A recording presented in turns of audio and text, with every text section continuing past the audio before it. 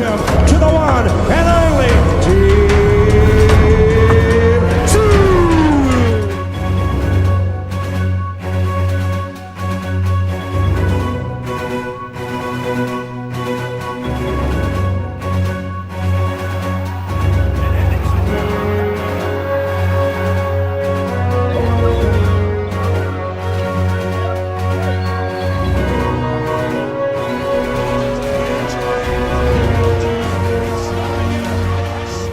G'day guys, how are we doing? Welcome to Talking Boxing. It is Monday, October the 7th, 2024, and not an overly exciting weekend of boxing, but geez, was there some action and controversy on Friday night that I'm sure we'll all discuss. You would have, if you've seen my videos or the walking boxing of the last couple of days, you'll know that I've been a little bit vocal about the Shannon O'Connell thing. I'm sure I can see some comments in the chat already. Let's have a look and see who's in there. We've got old mate Big J. We've got Damien Rochester, Tommy Dokes, Sammy T. How are you guys? Who else we got there? Is that Kyle Champion? How are you, Kyle? I don't think we've seen you in the chat for a little while, or you haven't really put anything up, so good to see you in there, mate. So we've got a lot to get through tonight, as always. This is your show. Put your comments in the chat section. Not so much if you're listening on Spotify after this, of course. But if you've got any questions, if you do listen on Spotify, that is, make sure you send the questions through to our Instagram account, and I'll answer any questions or topics that you might put in there. So let's get into it, guys. We'll start off there. Put my phone up there so I can see the questions, the live questions, because as usual, they're all over the place in here. Let's start with Damien Rochester. Where are you there, mate? Where's your comment? There you are.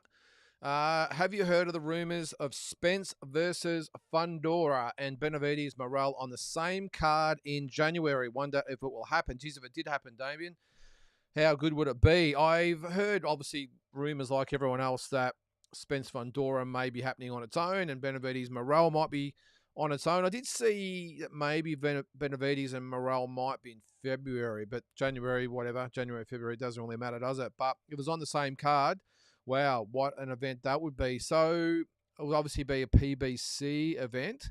So where does Terence Crawford come into this? I'm a little bit confused and interested of what Terence Crawford's going to do. Is he going to wait for the Canelo decision of who he fights in May?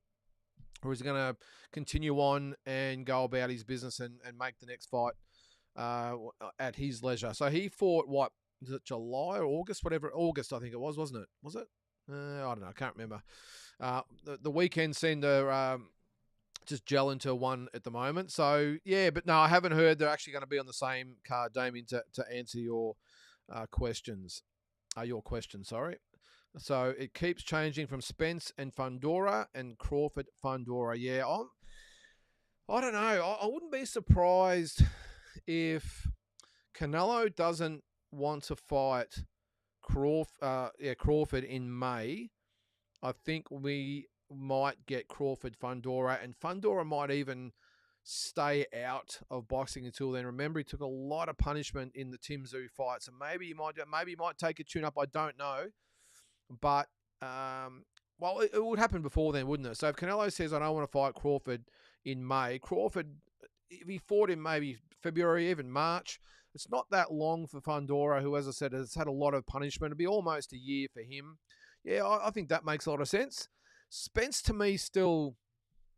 Yeah, he's still a bit of an enigma for me or a question mark, because I just don't know where he stands at the moment. We don't know how he's recovered from the beating that Crawford gave him, over a year ago? Well, what was it, July last year, so a long time ago. And the weight cuts and the car accidents and all the rest of the stuff and not to mention some of the punishment he's taken in fights. So, yeah, as I said, the Fundora... Spence has got a big question mark next to him for me. So if I was going to pick one out of either of those, I would probably say Crawford Fundora would probably make the most sense and most likely to happen. But I'm sure we'll see. Another one from Damien. You got in early tonight, didn't you? Where are we? Excited for this weekend. Undisputed fight and Jai. Apart from that, a pretty shit card. Even Jai's fight isn't that great. Just want to see him fight. Time for unification already.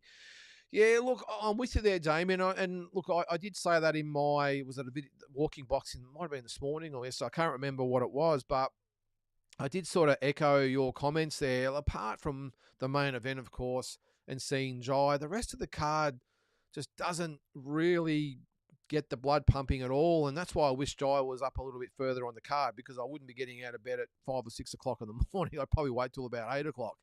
But anyway, yeah, look, again, with Sky Nicholson on the card, obviously we hope she wins, being an Aussie, but I'm not really going to be flying out of bed to watch that one, to be honest. But for Jai, I want to see that. Chris Eubank, yeah, okay. Never really been a big fan of Chris Eubank. Who's the other one? Wardley and whoever it is, the rematch.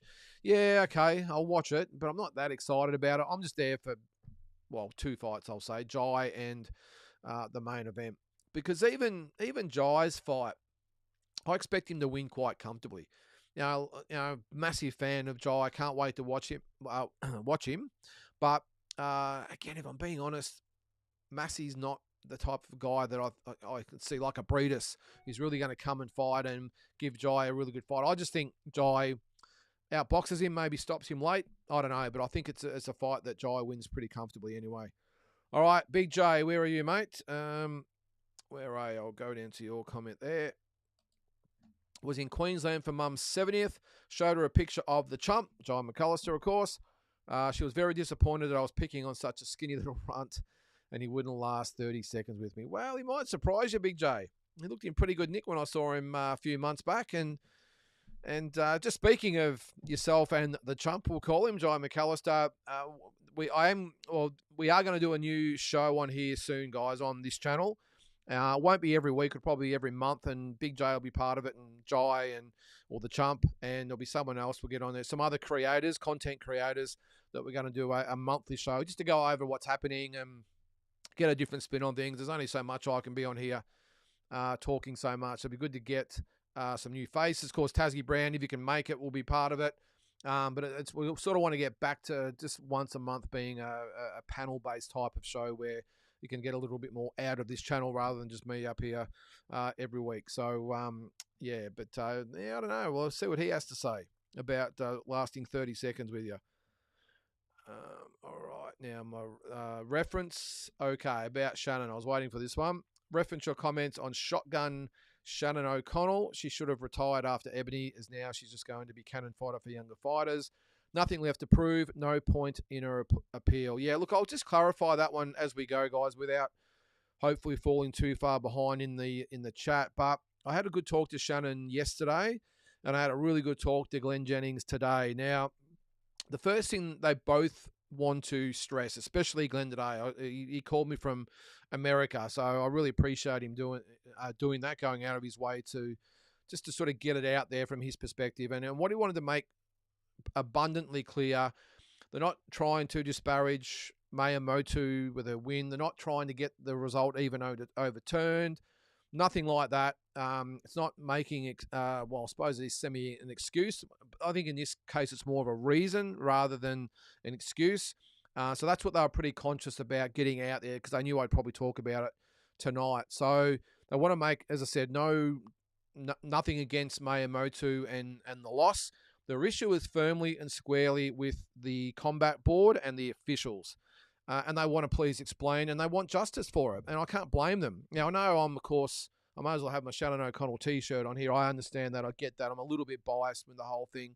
But the facts of the matter is that the first round went 3 minutes.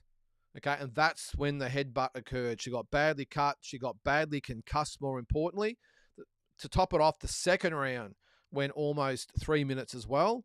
So, I mean, I said again in my video this morning, all we want is consistency and these guys to do their job. Nothing more, nothing less. Do your job, especially the timekeeper. We understand judging's very, very hard, a lot of different perspectives and views and the way people judge, so you're going to get a lot of different outcomes, and we understand that. We don't agree with it, but we get it that judges' opinions are going to vary, and they're going to vary with ours and each other. We understand that. Refereeing can be extremely hard as well. Some fights are scrappy and messy and dirty or whatever it might be, and they're very, very tough to keep under control. You might have corners involved, and it can get pretty tough for referees. So we understand that's a tough gig. Timekeeping would have to be probably the easiest job in the world. You literally have the fight in front of you. As it says, you're keeping the time. If the referee says time, well, you stop the clock. If he says time in, you restart it. It's not that hard. If it's a women's fight, guess what? It's 2-minute rounds. If it's a men's fight, it's 3-minute rounds. It can't be that hard. How does a timekeeper not only get it wrong once, he gets it wrong twice? And I know it's probably happened in other fights. I understand that. But in this instance, all I'm saying is, in that minute, between the second and third minute of round number 1, a fighter, whether it's Shannon O'Connell or anyone else, has been accidentally fouled. I'll underline that. It was purely accidental. Both girls tend to lead with their heads. So it was probably inevitable this was going to happen. But it did happen. And it happened between the second and third minute of the round. So by no fault, this could have been Miyamoto cut, by the way, and getting concussed. So please don't think it's just a Shannon O'Connell thing. Of course, as I said, I'm a little bit more sensitive about it because it's a fighter I know and used to promote and manage. So it could easily be Miyamoto. So my point is that it happened, and it's happened because of one person's fault, the timekeeper, the official that's getting paid and trusted with doing their job. Nothing more, nothing less. Do your job. And all they're after is a please explain for starters, because, again, it happened not once, it happened twice. And surely someone would have said, hey, I think you might have went a bit over there. Maybe have a look at, he might have said, oh, shit, I forgot the 2-minute rounds. Okay, get it right for the next round. 2 rounds in a row. That is my issue.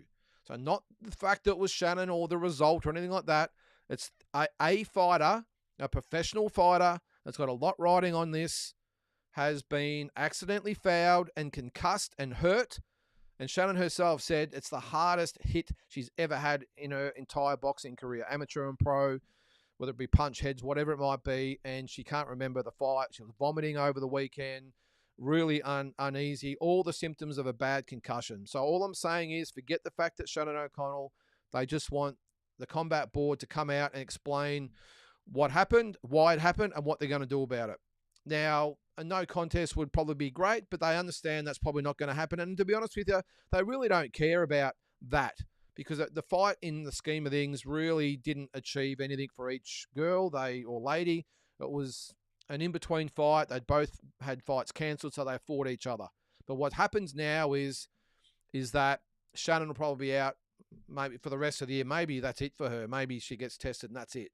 This is what I'm saying, the implications. Now, okay, I know there's probably going to be people out there that say she was shot anyway, let it go. I get that, but that shouldn't be the case. If this is a fighter who could be put out of the sport because of the inefficiency of an official. So that's my point, and that, more importantly, is their point, is that don't worry about the result. We're not having a whinge. We're not jumping up and down and chucking a tantrum that we lost. It's the way we lost, and the fact the fighter was put out of the fight by the mistakes of an official who was paid to do the job and entrusted to do the job, and they failed big time. And it can't be swept under the carpet. It can't be put down to, well, that's just the way it goes. This is professional boxing. This is not a line call in football or soccer, AFL, rugby, basketball, whatever it is. This is 2 people who put the trust in the officials, trained hard, and it's a combat sport. It's a hard sport. So that's the point.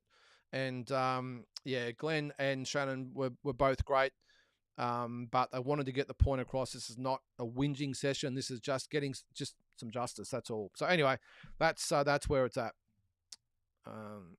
And as far as the appeal there, Big J, it's not an appeal to get the result overturned or anything like that. It's an appeal to say, hey, we want to please explain what the hell happened on the night. The whole night was a circus, wasn't it? I'm sure there's going to be some comments about Mikhailovic and Janabek. Let us know. I'm sure we'll get through them anyway. But that's my opinion there, a Big J. All right, still with a Big J. Where was it? There was a question about Jai and Sky. They should get up this weekend, but the Liam Paro fight in Puerto Rico was just garbage. Okay, Eddie couldn't sell ice to the Egyptians. He's truly a snake oil salesman. Just ridiculous. Yeah. Well, I don't think it's a garbage fight, Big J. I don't think it's actually a bad fight for Liam. If I'm being honest, I think Richardson Hitchens is not a bad fighter. I think he'll test Liam. I expect Liam to win, of course, but I think he's not a bad test. The fact it's in Puerto Rico is the big surprise to me. Why would an Aussie fighting an American take place in Puerto Rico unless maybe there's government money? Of course, Subriel Matias is on the undercard, so maybe they've tied it all in with the promotion tourism sort of thing. I don't know, but yeah, I don't mind the fight itself, Big J. I think it's actually not a bad first up fight for Liam Paro. So you obviously beg to differ, but yeah, I wouldn't go far as to call it garbage. I think it's, as I said, a good test for him. All right, there is Tommy in the chat. What have we got there, mate? I'll go down the comments there. All right. As an ex-promoter, are you confused why Paro Hitchens, is in Puerto Rico? Yes, as I just said there, mate.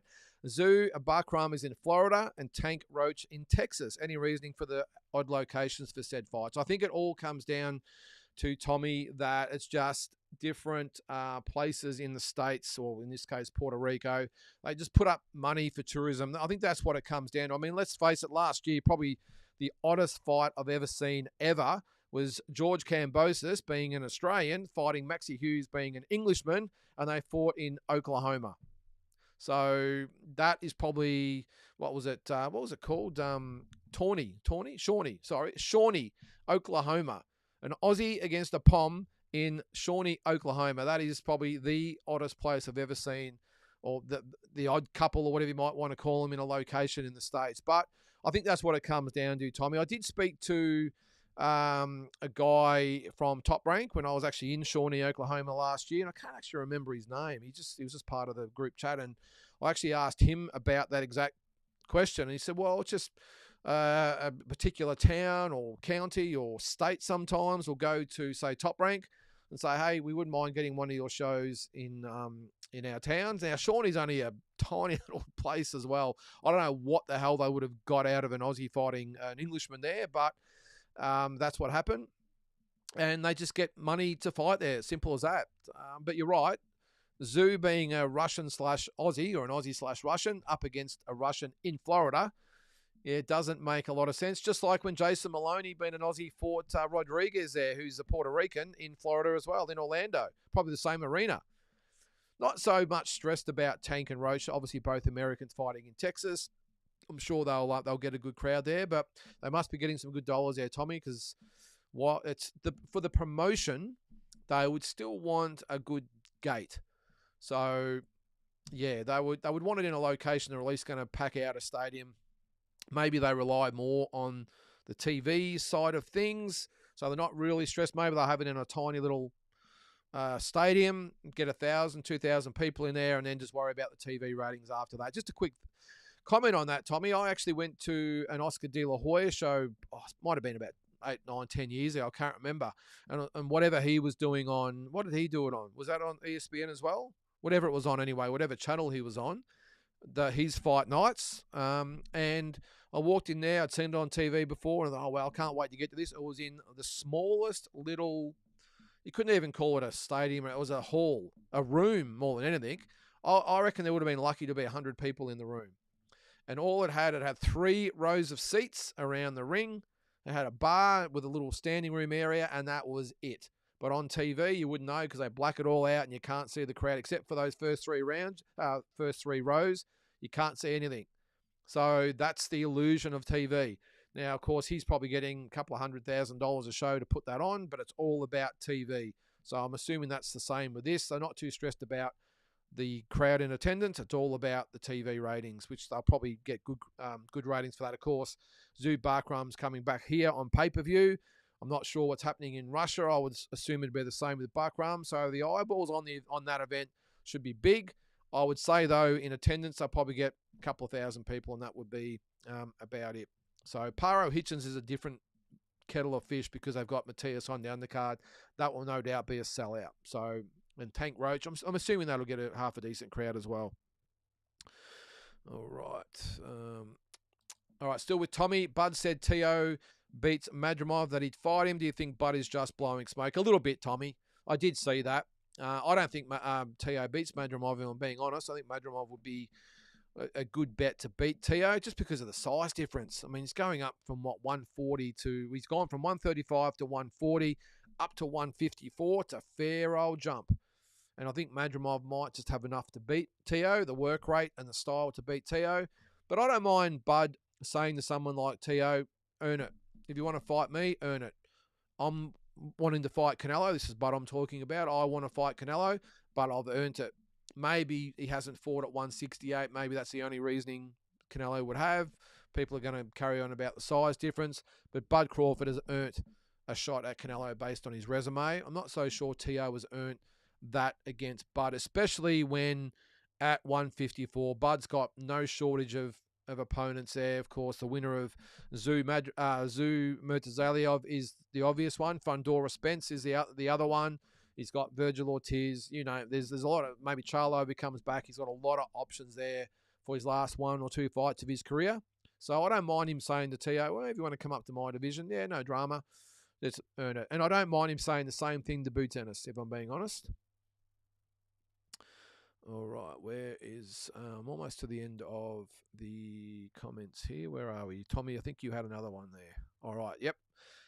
Nick Ball, with him winning this week, I see Fulton is ranked number 1 for the WBA, who Ball is the champ for. If Fulton versus Ball gets made, does Fulton have enough pop to keep him honest and win a decision? I think he does, Tommy. If I had to back one or the other at this stage, I would probably slightly go with Nick Ball, and the only reason why is because of the work rate. I don't think Fulton likes... Like a lot of people like his style, you know, he likes just to have his room. He likes to fight at his own pace. Nick Ball's not going to give him that luxury. So I think, based on work rate, I think Nick Ball could get the job done in that fight. Look, it wouldn't surprise me if Fulton completely outboxed him over 12 rounds either. But if I had to make the call, I would probably just go Nick Ball to, as I said, with that work rate to get over the top of Steve Fulton. But that'd be a great fight. It looks like that fight will probably be next. All right. Where did I see the comment about Andre? Sammy T. How you going, Sammy? I'm almost to the end of these comments here, I think. Yep. All right. With Andre losing on Friday night, I personally would like to see him fight Hardman or KO Camilleri in 2025. Who do you think would win if either of those fights happen? I like the fight, Sammy. I've covered these in my morning videos as well. I mentioned this the other day, Hardman, KO, Mikhailovic, and even Zarafa in there as well.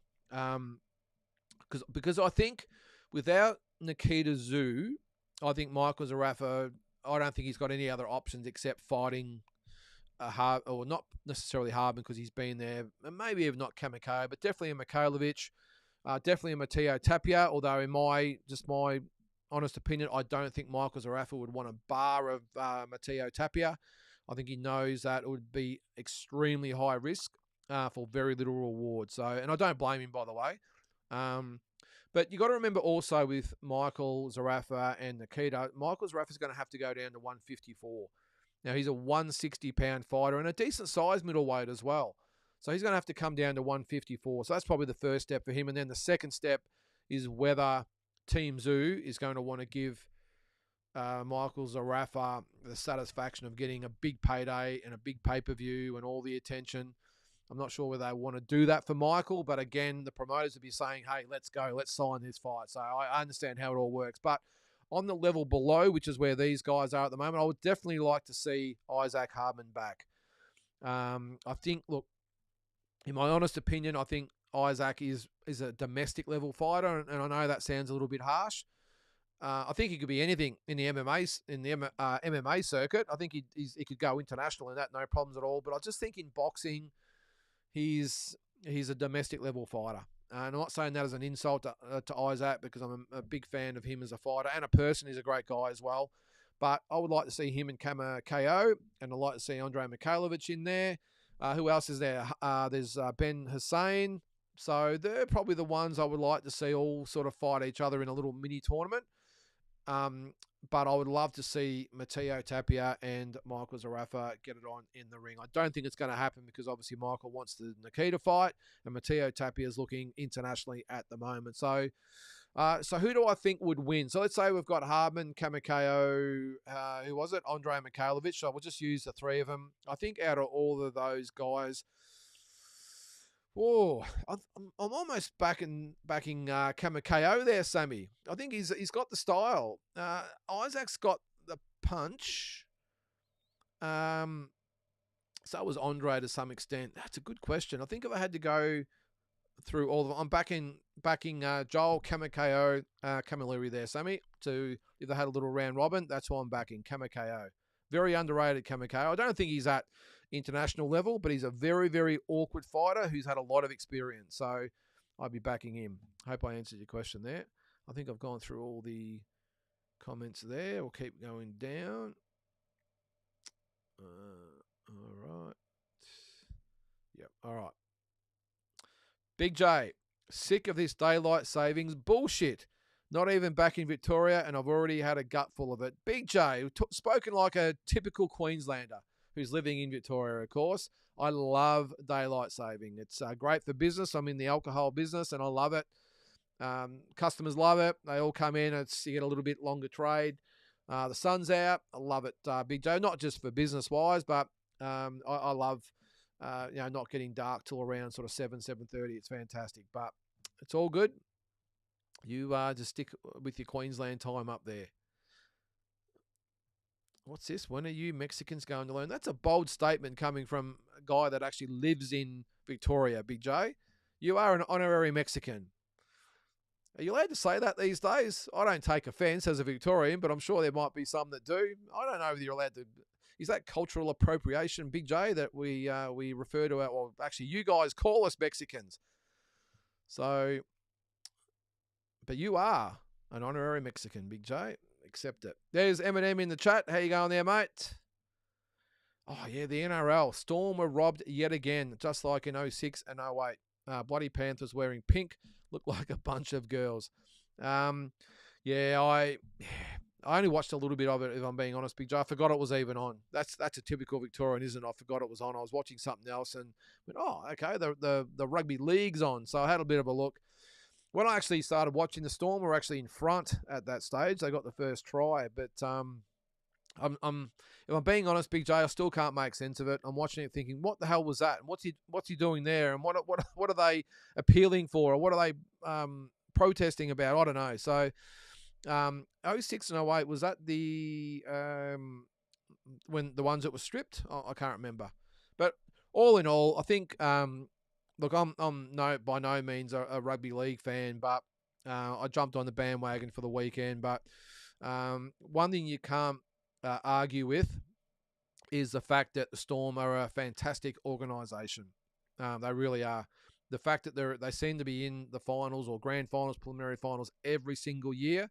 It's a credit to all that run that organisation. I'm just a little bit worried that how long Craig Bellamy hangs around and says, "Well, I need a new challenge." All right, there's Pound for Pound King. How are you, mate? I was looking on BoxRec today. No Matteo Tapia on the card. What card is that, Eminem? Oh, yeah, was he supposed to be fighting? No, that's the course. That is Zoo and Murtazaliov. Good point. I'll quickly bring it up as we're... Oh, hang on. I've just got that on the wrong screen there. I've put it up in front of this one. Okay. No, I didn't know that there. Mate, let me have a quick look. BoxRec. Well, I've heard nothing there, mate. So, yeah, well, that was the main support bout, wasn't it? On the Zoo Murtazaliov card. All right, so at the moment on that card, yeah, good call. So they've got Murtazaliov and Zoo as the main event. They've got Damazion Van Hooter against Noza Divine Nehike, and they've got Carlos Jackson, Carlos Carlson. That's over 8. The other one was 6, and they've got Roberto Raul Rivera Gomez against TBA. Well, the TBAs are always pretty competitive, aren't they? That's over 6. Don't know what's happened there, mate. I don't know. Can we have a quick look on What would he be on? Would he be on Facebook? Let me have a quick look. What's his name? Matteo Tapia. He definitely was on there because I had a look the other day. No, nothing on there. All right, if you know, guys, Big J, you got to be across this, don't you? Put it up there. Maybe I'm too far back.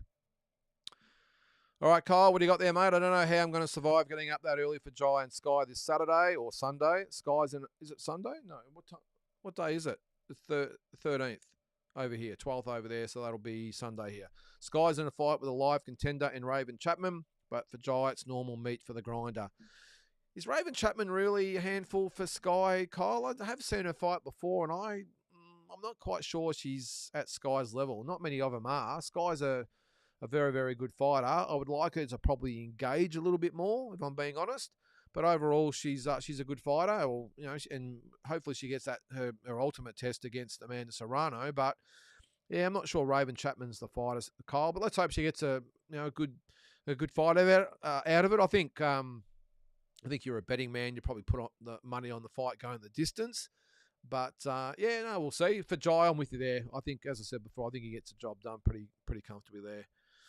All right, Kyle, as for the O'Connell fight, shocking work by the timekeeper, but I believe Motu would have stopped her regardless. Mayer has always been relentless. Yeah, no one's arguing about that, Kyle. No one's arguing about the result, but we'll never know.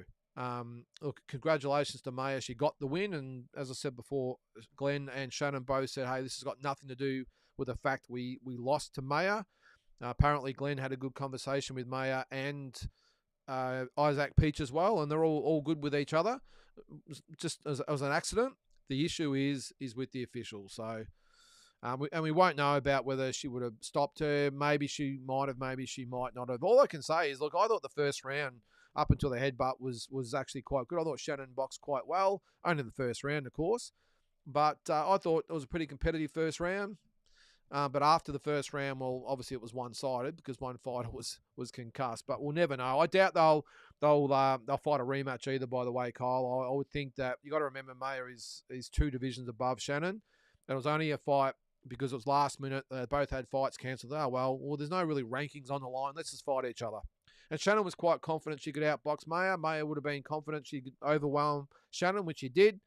But yeah, I doubt we'll actually get a rematch. I would think that Shannon will go back to original division, and both girls will get on with their career. Hopefully, Mayer gets that fight with Ali Scottney and gets a win, and whatever happens with Shannon happens, I suppose. All right, Tommy. Eddie said AJ's keeping Ben Davidson for a possible Dubois rematch. Would you keep him or change? I would change, Tommy. Yeah, and I've got a lot of respect for Ben Davidson as a motivator, as a friend, as a support base, whatever it might be. But I just think at the moment, AJ needs more than that. He needs a tactical trainer. I just thought there wasn't enough time spent on it. We've all discussed last week or the week before, whatever it was, about the mistakes AJ made for an experienced former 2-time world champion.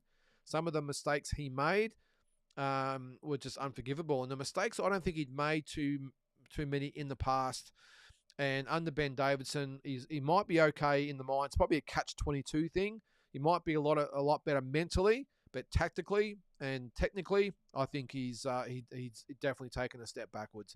And a fighter at this stage of his career as a heavyweight too. I mean, they bang whether you're a puncher or not at that weight.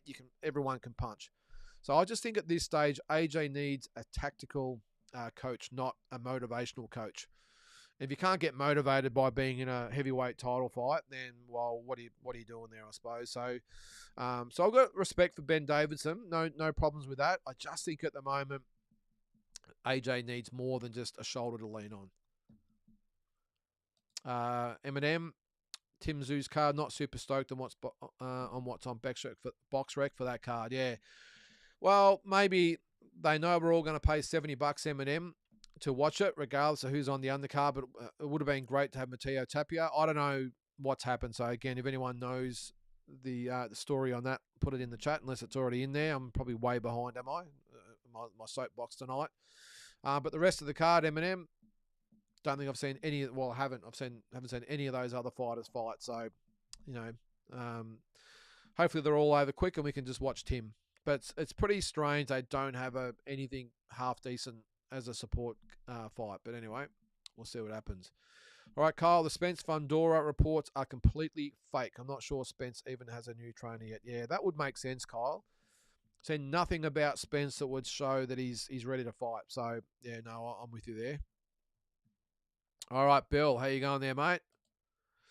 What you said this morning about Shannon suffering concussion explains why she was throwing so carelessly, was more fighting on instinct. If it's called professional, timekeeper should be professional. That's all I'm saying, Bill, and that's all they're saying as well. I remember saying on the night, and I had to be careful because we were doing the live stream, but I wanted to yell out, will you please clinch, hold, move, do something. Don't stand there and punch with Miyamoto because Maya, she has her head nice and low and she sort of comes in, like that, where Shannon tends to be a little bit more upright. So Shannon was getting caught a lot, and especially the fact that she'd been rocked numerous times. That's why I was saying clinch, hold, and move. Try and get your faculties back. But she can be stubborn sometimes, Shannon. But it did make a lot more sense. Now, I'll admit, after the fight, and I actually said this to her the other day when I spoke to her, from what I saw before knowing what's happened, I said to her that I thought she should retire. I thought she'd had enough. I wasn't happy with, or I'm not happy with the amount of punishment she's been taking. But hearing her talk and Glenn as well really got me thinking that it's maybe not time. I don't know. Maybe they'll have a talk. And one good thing about it, the shoulder held up okay, but we'll never know how it would have really stood up over 8 rounds and how she would have stood up, more importantly, without the headbutt. So we'll just, I'm sure when Glenn's back from the States, they'll have a sit down, see where they're at, and see where they go from here. Big J, no doubt the timekeeper stuffed up in the Shannon and Mayer fight, and questions must be answered. But regardless, Shannon still should give it away. Don't want it getting hurt no more. Yeah, no, it's a good point, Big J. I get it. I understand that. And as I just said then, I agree with you wholeheartedly. But I just want to see what happens with this situation. Because as I said, I thought for the first round she actually boxed okay and didn't really get hit with really much at all. It was really from the second round on where she took all the punishment. So look, if she decides to fight again and the same thing happens, she takes a lot of punishment. You've got to remember too, and I think I might have said this too as well, the Ebony Bridges fight. Now, Ebony's not a big puncher at all. Was that her only stoppage she's ever had? Maybe she's had one other one, I don't know. But she was able to stop Shannon. So that's always a little bit of a worry. But that was more of an accumulation over the fight.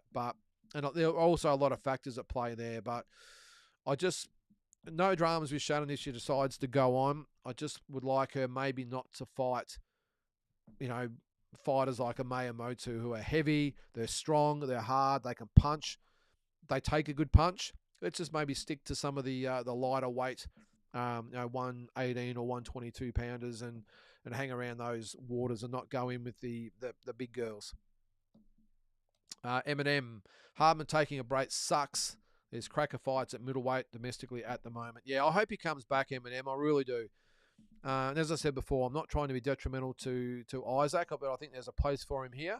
But maybe he's just had a good think about it and thought, you know what, just got the new little bub. He's only recently married within the last sort of year or two. Maybe he's thinking, well, if maybe that last fight with Savadra, was that who it was? Savadra, when he got stopped, maybe he looked at that and went, well, maybe I'm not as good as maybe I thought I could be. After there's a Rafa fight as well, and this is a hell of a hard sport to be in if I'm not really at the level. Now, a lot of fighters just love to fight, and I think Isaac Hardman's actually one of those guys, which has surprised me why he retired. But maybe now he's got the young families. He's maybe thought, well, this is a lot of stuffing around, a lot of heartache. It's a cruel sport. It's very unforgiving. Maybe if I'm not going to be around the level, maybe this is just not worth it. I would hope if he makes that call as far as boxing goes, definitely go to MMA. I think he's more suited to that sport because let's face it, as much as we love boxing, it is a prick of a sport. It really is. And if you're not at the level making the big dollars, it's such an unforgiving, cruel bastard of a sport. It really is. And again, we all love it, but this is the business of it, and I've seen it from all sides. It's not a great business to be in if you're not getting regular big fights and getting good money and getting opportunities. You toil away and half the time it's for nothing. Let's face it, fighters, they're on their path. They don't want to fight other fighters. They don't want to lose their record. They don't want to jeopardize a rating. They don't want to jeopardize a potential fight. So we don't get those good up-and-coming fighters fighting other good up-and-coming fighters, unless it's maybe on a Riyadh card or whatever. But especially in Australia, you'll find the good Aussies won't fight other good Aussies. And that must be frustrating to someone like Isaac, who's said all along, I don't care who you are, line them up, let's go. And that's the MMA attitude. And that's why I hope when he has a little bit of a rest and has a little bit of a think about things, to still come back to combat sports. If it's not boxing, go back to MMA, because I think 100%. I don't know much about the UFC sort of thing and how you get into it and how it works. But if anyone's capable of getting the UFC, I think, and being a real character, it is this guy. So let's hope he comes back. All right, the garden snake mentality. If you had to pick the one Australian fighter you fanboyed for the most and one that was from outside of Australia, who are the two? Are these current guys or girls garden snake? If I had to pick one that I fanboyed over, well, back in the day, it used to be Jeff Fennick. He was always my favourite fighter, and internationally, it was probably Vinny Pazienza. But these days, I haven't really got anyone garden snake. Maybe because I'm getting old, I don't really have anyone really here or overseas that I look at and fanboy over. I respect them all, don't get me wrong, but yeah, maybe just because I'm old and over the hill, who knows? But coming up, mate, it was definitely Jeff Fennick, and internationally it was Vinny Pazienza and Hector Camacho. I love the Macho Man as well. All right, M&M's Rafa versus Mikhailovich, Battle of the Big Mouths. Can you imagine the build up to that, M&M? And that's why I love the fight, because you know what we're going to get with Nikita and Michael Zarafa, and I understand that's the fight. That's the fight. I reckon there'd be more casual fans wanting it than hardcore fans, because I think we all sort of know what's at play, and it's a promotion, and I get that, but this is the fight I would love to see. But can you imagine the build up to this, the press conferences, the weigh-in? We thought Hardman and Zarafa was entertaining. Imagine these two guys. It'd be the thing is, who would you be supporting? That's probably the big question, unless it's already in the chat there. Zarafa versus Mikhailovich, who are you going for? And you can't sit on the fence. You've got to pick one or the other. Zarafa, Mikhailovich, they're both on the stage. They've both weighed in. They've both made weight. They've both got the arms up, flexing for the cameras. And you've got to pick one or the other. Who are you picking? One, who are you going, or who are you supporting? And two, who actually wins? So put it in the chat there, guys. Let's see. Paro Hitchison is a great fight. Oh, it's the location is a joke. Sorry, mate. So I've misread that. That's Big J. Yeah, it is, mate. It is. I don't know why it's not in Australia. It just doesn't make sense. If you've talked to someone, let me know. But it is a joke that it's in Puerto Rico. There's got to be a good reason behind it. I'm assuming it's money. And maybe Liam's been asked, do you want it in Australia? Or do you want it, or do you just want the biggest money fight you can get? And maybe it's Hitchison in Puerto Rico that makes sense for him. But it just flies in the face a little bit, Big J, of speaking. I did speak to Angelo DiCarlo, and they were adamant they wanted his next fight to be in Australia. So I'm not quite sure what's happened there. It was supposed to be far north Queensland, or worst case Brisbane. I think, where was the Zoo Horn fight? Was that Townsville? I think it was. Wherever that was anyway, that's where they were looking to have it. What's that? I'm betting it's Jeff Fennick and Canelo. Thanks, Double G. Is that about me, is it? Yeah, it was definitely Jeff Fennick. These days, no, as I said, Double G, not really. I must admit, when Manny Pacquiao first hit the scene, actually when he beat Oscar De La Hoya, and then he beat Hatton, and then he beat Cotto, and he had that roll over the 2 or 3 year period, the 2009, 2010 years, I was a fanboy of Manny Pacquiao. I thought, wow, this guy is just sensational. But now, yeah, as I said, Double G, haven't really got anyone now. I don't think. There's probably someone that might come to mind. But all right, Jack, how are you, mate? Wilson and Bala going to fight next. This is Liam Wilson and Ibrahim Bala. Thought we would get that next. Haven't heard anything. No, they've gone awfully quiet, Jack. Bala, of course, had that really good win over Jalen Tate. Liam Wilson, he did beat. No, he did have the comeback fight. Who did he beat? I've got a mental blank. Anyway, he's had a win. Both boys have had wins. It does make sense, Jack, but I'm with you, mate. I haven't heard anything.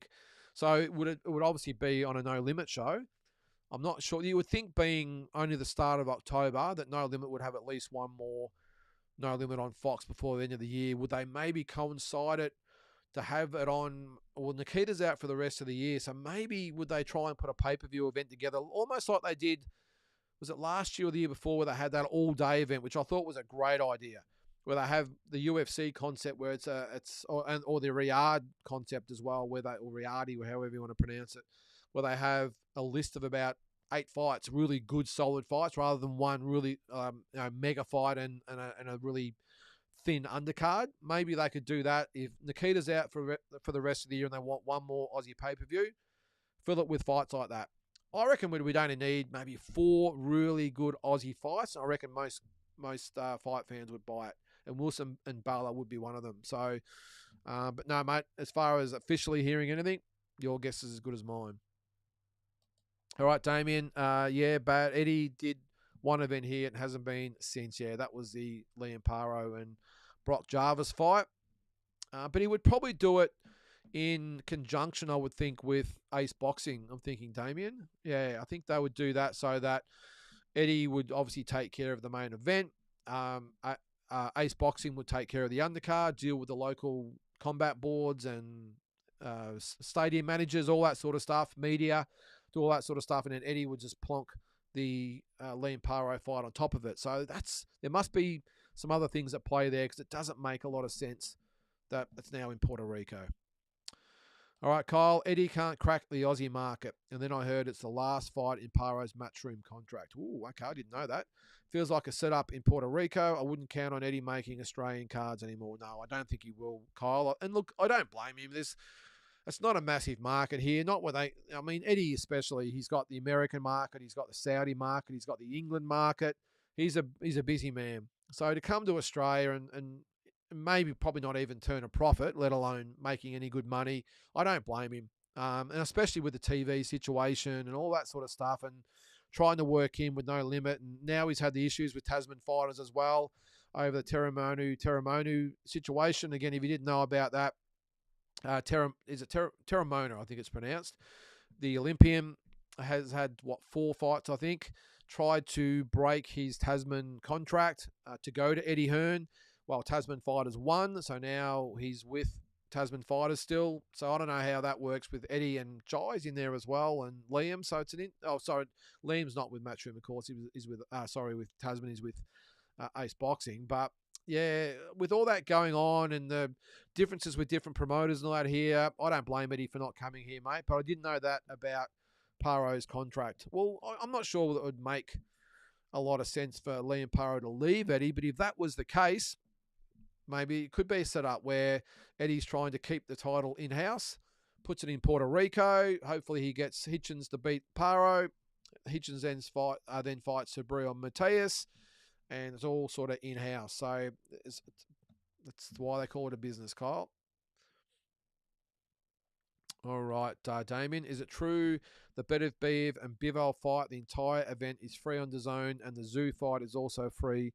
That's bull. I'm pirating them both. Well, go for it, Damien. But yeah, the Betev Beev and Bivol fight here in Australia, so on Australian DAZN, the whole card is $29.99 on DAZN.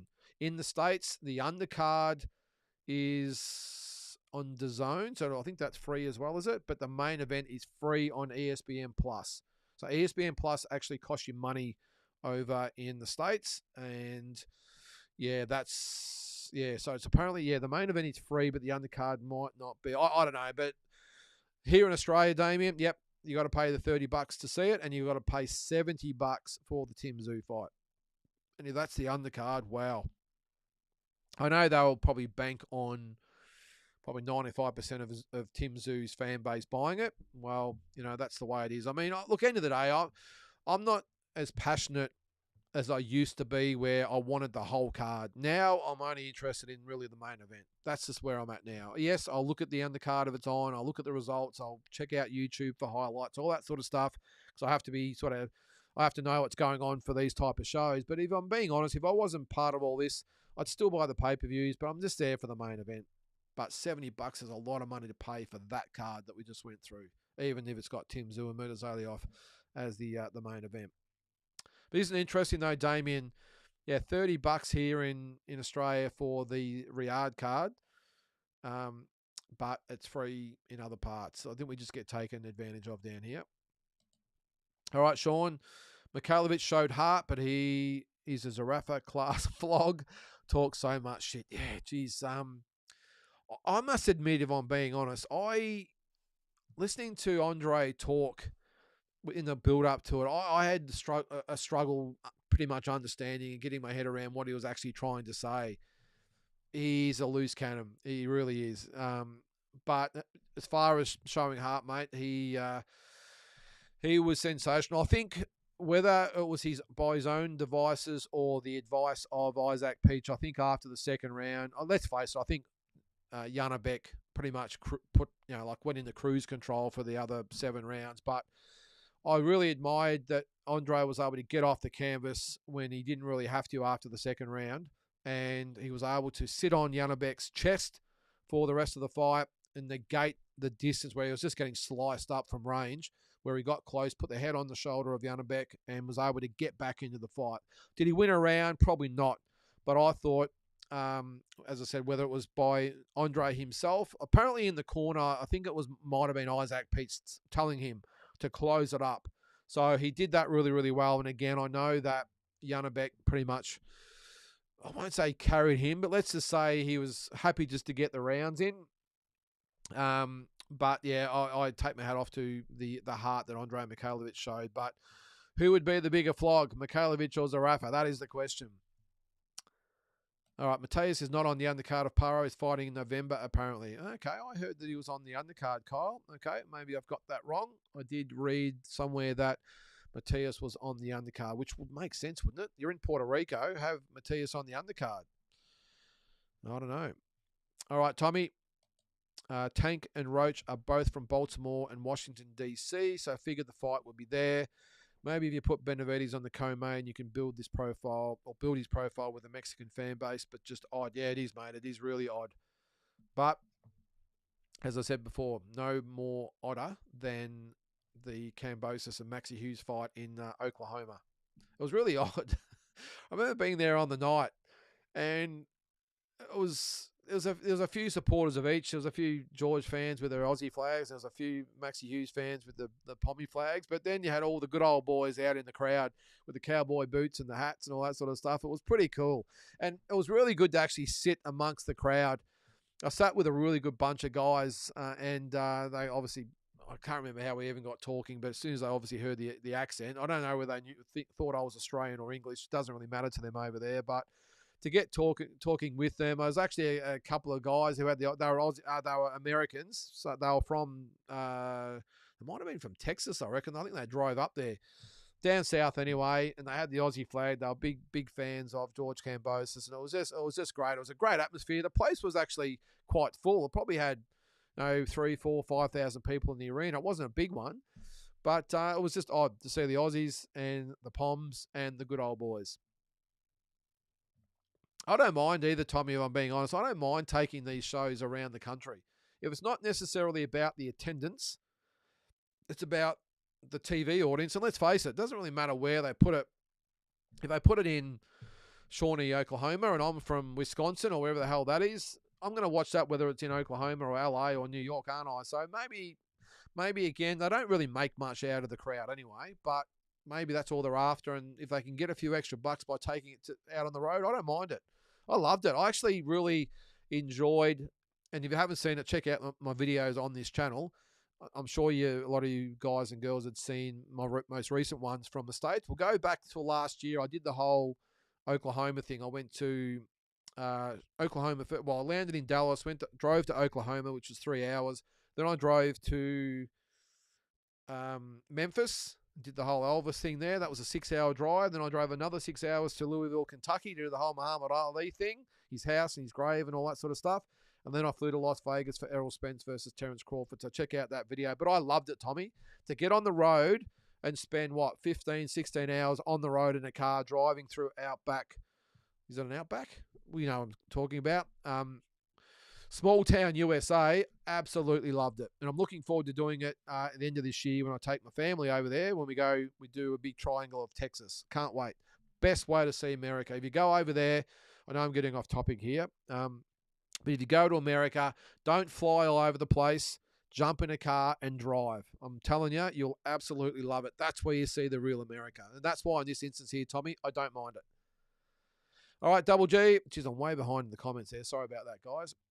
Bud should fight Munguia to prove he's worthy of Canelo then. Good point, Double G. Yep, this is about Bud saying to Tio that he should fight Madrimov. Yeah, okay, I'll take that. All right, Damien, have you heard some other boxing podcasts saying Mikhailovich was fighting in his home country last Friday? Yeah, I did see that, Damien. It's a Russian Kiwi who's fighting in Australia. So, look, they don't obviously distinguish between the two, do they? But, yeah, I did see that. All right. You can't probably blame them, Damien, if you're being honest, if you're looking at it carefully, because I mean, it's in Sydney, so of course you're gonna think he's from Australia. All right, Zoo would absolutely punch Crawford's ticket. I don't think Crawford beats Fundora. Ooh, Dame. I don't agree with. I don't think Crawford beats Fundora. I think Crawford beats Fundora quite easily, if I'm being honest. I think Terence Crawford is sharp shooting. I think those long arms of Fundora, I think he'd be able to easily navigate through his arms. I watched actually, it was on before last Friday night's fights, the Tim fight with Fundora. And I just couldn't believe how much Tim actually lit Fundora up in those first two rounds. I could just think, if that was Crawford in there without all the injuries and that Tim had to cut and all that, obviously, I just think he would just be way too much for Fundora. The only thing maybe on his side is obviously the size difference. Crawford coming up to 154. Tim's a big, solid 154-pounder. Crawford's not. So maybe that would be something in his favour. But I think Crawford beats Fundora quite easily. I give Tim a massive chance of beating Terence Crawford. I will agree with that. As far as what's to say there, punching Crawford's ticket, well, maybe not to that extent, but I give Tim a great chance to beat Terence Crawford, absolutely. Any Tasman news? The only news I had, Kyle, I spoke to Mick Francis, I was probably about a month ago, just before the Terramona lawsuit was going to court, and he didn't feel good about the whole situation, if I'm being honest. He didn't feel good that he was taking or going to court with one of his fighters. He didn't like it, but he had to do what he had to do. A contract's a contract in his defense or his mind, so I can understand that. But as far as what they're actually up to, I would think at this stage, Kyle is purely focused on Jai Pataya and Justice Huni, and maybe Terramona, unless he decides to sit out for a couple of years. I don't know. Or work in conjunction with Tasman. But as far as shows goes, nothing, Kyle. I doubt anything's going to happen soon.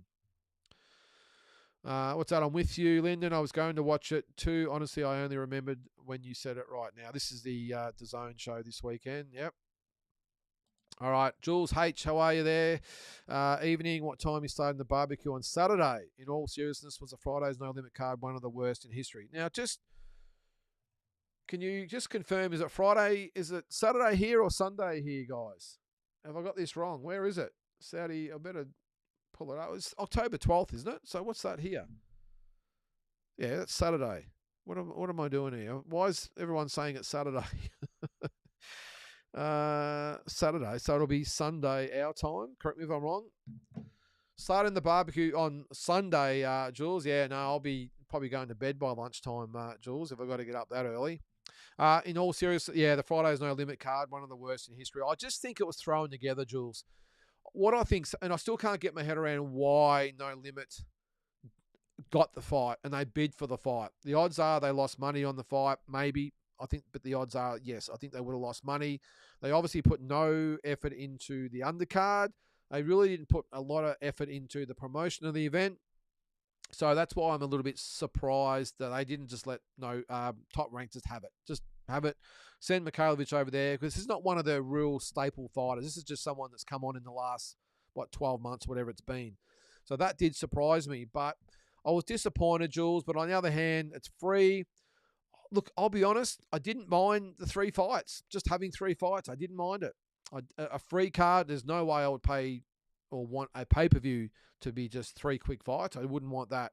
But I didn't mind the whole concept of 3 fights, just like they do with the No Limit on Fox situation. And this is pretty much a No Limit on Fox show, wasn't it? Well, they had 4 fights, sorry, but they had 3 on TV. I didn't mind it. As far as the quality of fights goes, okay. The 2 undercard fights were like dramatically or drastically one-sided. The Miyamoto Shannon O'Connell was not overly eventful except for what I spoke about before, and the main event was awfully one-sided. But the fact that they put it together within a month, I suppose that's all you can expect. But yeah, it wasn't great, Jules. Look, it was entertaining. The main event, look, it was one-sided, but I'm not sure whether you were like me. You're like, how long is this guy going to last? After the second round, I thought this is just going to be a highlight reel knockout for Janabek, and this is going to be spectacular. And it was almost like a car accident where you can't look away. So that third round, I was like, wow, what's going to happen here? And I was quite surprised that Andre was able to dig in, and I admire him for that, by the way. But the whole fight, it was just a matter of when's this going to be put away, and I don't think there was any surprise that it happened in the 9th. But yeah, I didn't mind it. It's free. It's Friday night. Not much is going on. I'm still in withdrawals with the AFL season being over, so I was looking for something to watch, and it filled the void anyway. And it was great to be on here. So yeah, look, it wasn't the greatest card, Jules, but I'll take it for free. All right, Garden Snake, would you call Bivol Beterbiev the biggest fight in light heavyweight division, considering the quality of pound-for-pound fighters and undisputed? Good question there. Look, currently, yes. 100% yes. These two have been the dominant light heavyweights for quite some time. In 12 months' time, though, this fight had taken place next year, I would have said no. I think with Benavidez and Morrell coming through, I think that will be the biggest fight in the division probably after this fight, unless they have a rematch, of course. But at the moment, yes, it is the biggest fight. I don't think Benavidez looked overly impressive in his last fight. I don't think Morrell looked impressive in his last fight. There's a few others coming through, but I think Bivol and Beterbiev, yes, is the biggest fight at light heavyweight.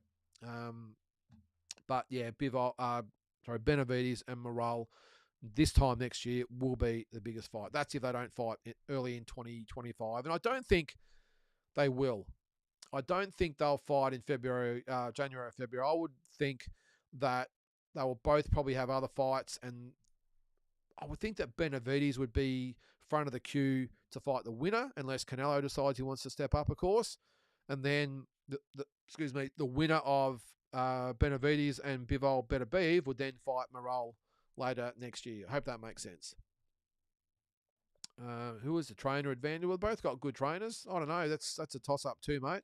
Let's go. Biggest fight of the year for hardcores. Yes. Isn't it amazing we've got 2 Russians who don't speak great English. They're not the most outgoing type of guys. Neither one of them really smiles at all, do they? I don't think I've seen either of them smile. They're both hard guys, and it is the most anticipated fight of the year. Arguably, Usyk and Fury is the most anticipated fight. But if I'm being honest, it's this fight. If I had to put them side by side, it is this fight I'm looking forward to the most. All right, Damien, Sky Nicholson is boring as hell. Keep her fighting on the Saudi shows early so I don't have to watch it. Good luck to her career, though. Yeah, I'm a little bit with you, Damien. I wish her all the best, but I'm not going to get up at 4 or 5 o'clock in the morning to watch her, put it that way. Yeah. Look, full respect to her, what she's done. She's relocated to the other side of the world. She's fought all over the world. She seems to fight in a different country every time she fights. So good luck to her. But, yeah, as I said, doesn't mean I've got to get up at 5 o'clock in the morning to watch her fight. All right. Hate with a bit of love at the end, says Kyle. Yep. And you are a Sky Nicholson fan, aren't you, I think?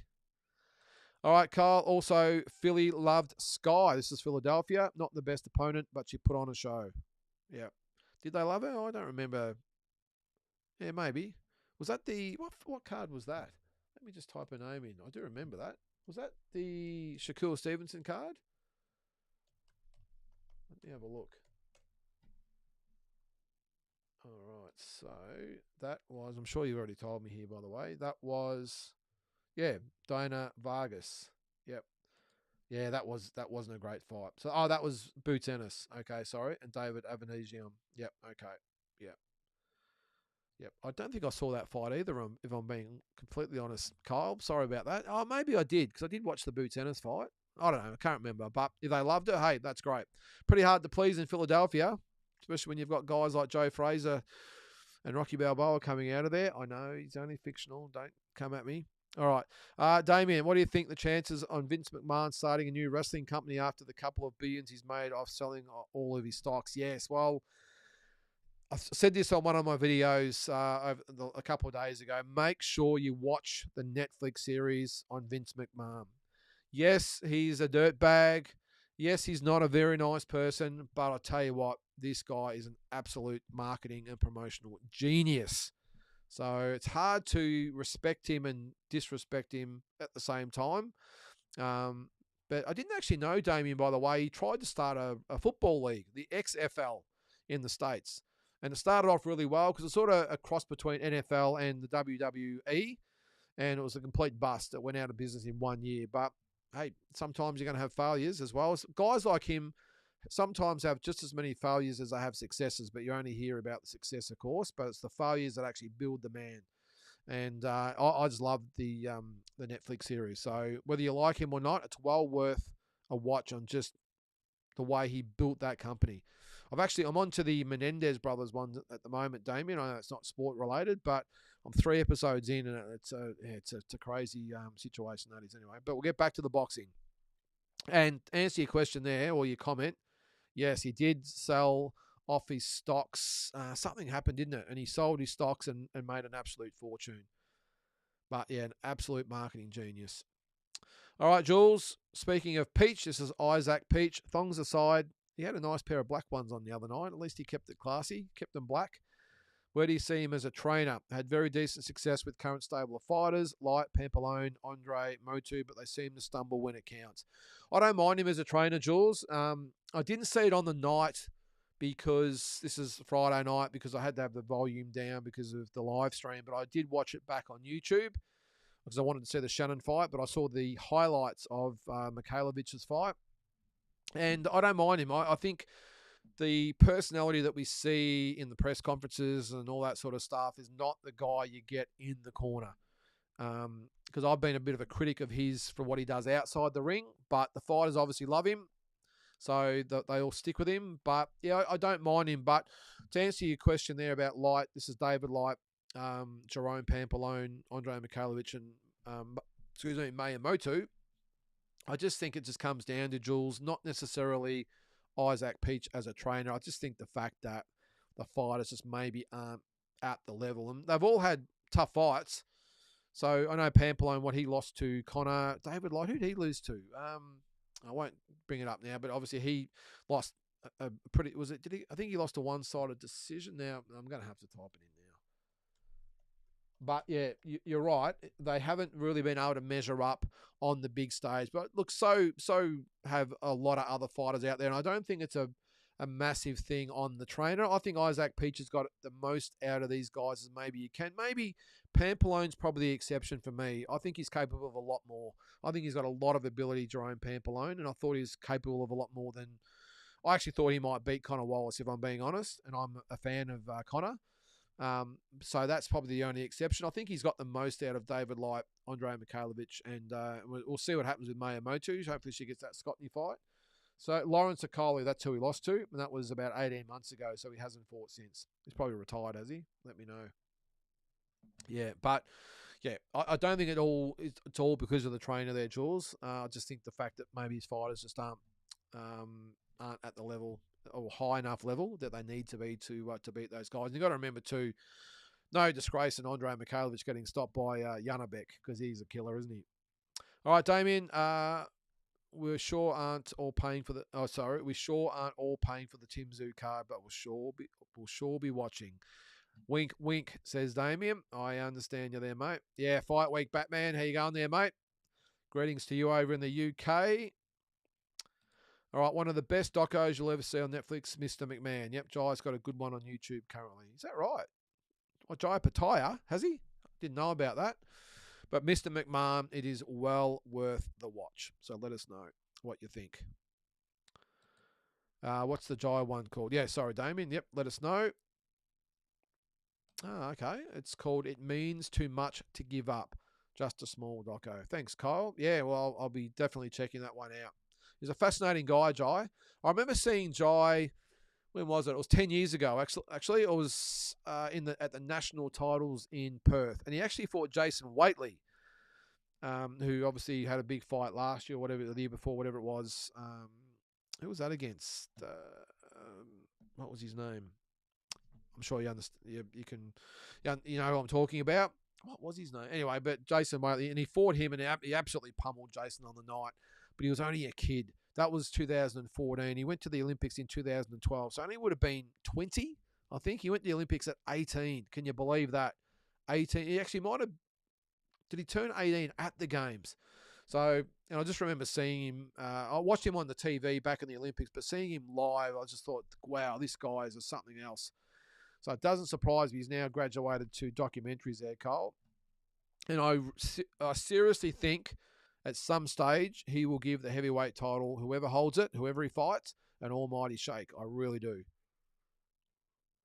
All right, Kyle. Ebony Bridges had 4 KOs from 9 wins. Okay, I didn't know that. Sorry. Not bad. That Courtney fight she lost was a belter. It was. Yep. And I think Shannon Courtney's got a fight coming up soon too, hasn't she? I saw her over the weekend announce something. So maybe they'll have a rematch as well. All right, Bill. I want to see Shannon again. I'm team shotgun. I love her attitude. I say this with respect. Maybe boxing's prettiest mum, and at her own weight, still a weapon. Yeah. Yep. Yep.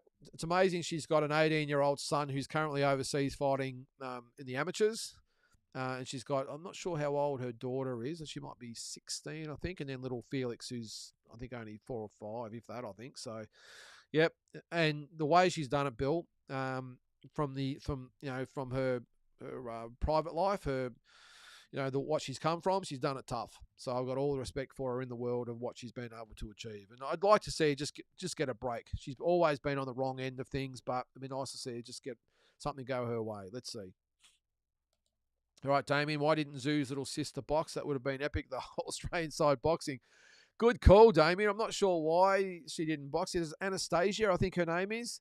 Yeah, we all remember her from Tim's fight with Brian Mendoza when, unfairly too, she copped a fair bit because she was at ringside just yelling. And I don't think she's been to a fight since then, which is a bit of a shame. I don't like the fact that that's caused her maybe to not go to fights. I didn't have a problem with it. I could definitely hear her. I was not too far from where she was sitting, and she was definitely going for it.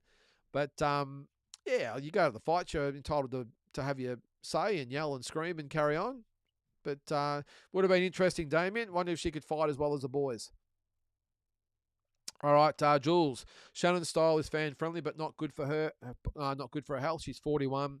Yep, great asset to the sport. Hope she can find another outlet to stay involved, but safe. Time to call it a day. Yeah, no, it's a good call there, Jules. And I've said as well, I'd love to see her get involved with maybe the national team, amateur team I'm talking about, maybe as an ambassador for women's sports, even not just boxing, but women's sport in general. Get involved in some government programs where she gets maybe some funding to work with either females or disadvantaged kids, whatever it might be. She's got a hell of a lot to offer. And even better, I'd love to see her on TV. Couldn't be any worse than old Peter Bedell on the weekend. And if, in all respect to someone like Jazzy Parr, if Jazzy Parr can do it, Shannon O'Connell can do it as well. I know Jazzy's probably a lot younger and got the appeal and all that sort of stuff, but I'm after someone with a real boxing brain, and that is Shannon. And I think she'd be great. She speaks well. She's very knowledgeable in boxing. I'd love to see her get a crack. Because I remember she actually had a gig with before the fight with Rob Fife, whatever it is, on before the fight, and I thought she spoke really well. So let's hope she can get into something, Jules, because when you're out of the sport, it's tough adapting to the fact you're not in the limelight anymore. You're not in the gym. You haven't got something to train for. That adrenaline rush that you get by getting in the ring, whether it be just sparring or in the ring itself for a proper fight, it's very hard to get that out of the system when you've done it most of your life. And this is why you see a lot of fighters hang around far too long. But I think if Shannon had something outside of that, I know she does her personal training and the kids' classes and all that sort of stuff to earn a living, but I would love to see her involved in a more defined way, whether that's on TV or, as I said before, a government program or something. All right, Kyle. As long as we can't keep Zoo's sister out of the crowd, it's a win for Australia. Come on, Kyle, that's nice. You're a bit of an advocate for the female boxers, so why not have Anastasia Zoo in there as well? All right, Jules, same goes for Isaac Hardman. Like him a lot and would rather see him exit too early than too late. Yeah, I think he's still got a bit in the tank, though, Jules. As I said before with Isaac Hardman, I think not so much in boxing. I'd love to see him go back to MMA. Have you seen the movie on Vinny Paz with Miles Teller? Yeah, I only watched it. I reckon I only watched it last week or the week before, Damien. Bleed for This, it's called. And I was just looking through. And I don't know if you guys have found this as well. I've got Foxtel, so all their movies. I've got Netflix, I've got, I think I get Amazon Prime through American Express, my account with those. So I get that for free. And I've got Paramount free for something else I've got. So I've got all these channels with all these movies. And you reckon I can find a friggin' movie to watch? No, but I was going through and I just happened to come across, I was about to give up and I come across Bleed for This. I haven't seen it since it first come out. And so I thought I would watch it. And I'm not so happy that I did watch it, Damien, because I didn't really like it the second time around. I like most the story itself was great, and if you haven't seen it, it focuses on Vinny Pazienza's accident. He was in a car accident. It focuses on more in the later stage of his career.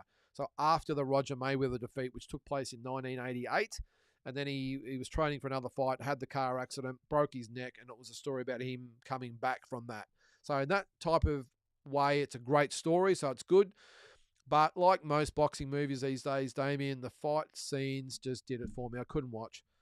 Miles Teller, I'm a fan of his. He was great in Top Gun and a few other movies he's done, but the fighting of that was just ridiculous. I know it's not about how good they're fighting; it's about the story. I understand that, but I'm sure you're the same on it, with these movies as I am when I'm watching. I'm looking at how they're boxing more than anything, and that's why I just think Rocky, hands down, is the best movie of all time because I love the fight scenes in it. Creed, the fighting sucks. In this, it sucked. In The Fighter, it sucked. Southpaw, it probably sucked the most of any film I've ever seen. But yeah, as I said, the storyline was great, but I just didn't think Miles Teller pulled it off. A bit like, what's his name, Jake Gyllenhaal in Southpaw. The fight scenes were atrocious. They weren't very realistic either, especially the Roger Mayweather fight. It looked nothing like it did when it actually happened. The Paz and Mayweather fight was on the undercard of Sugar Ray Leonard and Donnie Lalonde at the time. But in the movie, it was his own standalone event. So if you're going to do it, get it right. I know it's only the small things, but to answer your question, yes, Damien, I've seen Bleed for This. So check it out, guys. And if you haven't seen it as well, I have done a video on the best boxing movies of all time and also the worst boxing movies of all time. It's probably had the most response that I've ever had on any of my videos, especially the worst movies. There were people that were horrified by my choices. I had The Fighter at number 2 as the worst boxing movie of all time. Wow, geez, the amount of people are upset. I actually had this as Bleed for This on my top 10 of the best. I actually thought the storyline was actually quite good. The fight scenes were crap, but the story itself was pretty good. But the worst, it might have been Honey Boy, actually. I think that was the worst boxing movie of all time from memory, with Eric Estrada from Chips. But there's a few on there. But check it out if you haven't seen them. I did it about a year ago, I think, so it's on there somewhere. All right, have you seen the new Klitschko doc yet? I haven't seen it, Damien, but that is on Netflix too, I think, isn't it? I did see it, but I haven't had a chance to watch it, so check that out as well. You can say Canelo is your favourite fighter. Says Canelo Highguard. No, he's not my favourite fighter at the moment, mate, but I'm a massive fan of Canelo. I'm one of his biggest advocates when they all get stuck into him online. I defend Canelo, and he's one of my favourite fighters, but not the favourite fighter. I'm not sure I probably have a favourite fighter at the moment. I'm more just a fan of boxing these days, Canelo. All right, Sammy T. I see Wade Ryan is scheduled to fight an undefeated prospect in France for the WBC silver title. Yes, I did see that, Sammy. Wade Ryan is the epitome of a road warrior. I respect his guts and willingness to fight anyone. You and me both, Sammy. I think he should be an inspiration to all fighters out there. He has, and I'm going to type in his record now. I actually promoted Wade's fights. It was against Emmanuel Carlos back, I think it might have been 2018 or 2019. Great guy to deal with. Him and his trainer didn't care, just rocked up. No fanfare. They just wanted to fight. So he's 22-11 with 1 draw at the moment. And actually, his record has been pretty good in the last few years, but early on, I mean, these are some of the guys he's fought over the journey. Let me have a look. Where is he? He lost a few, but some of the guys, so where was I? I'll just get later on in his career there. So he lost to Tim Zhu. He actually dropped Tim Zhu. So he's fought Tim. He fought Michael Zarafa. Les Sherrington, Emmanuel Carlos. There it is, 2019. That's the fight I promoted. Daniel Lewis. Isn't it a shame that Daniel Lewis is not with us anymore in the fight scene? I mean, still with us, but they're not fighting anymore. That's lost to Fundora, of course, and never seen him again. Cole Mazzudia. He actually beat Cole Mazzudia.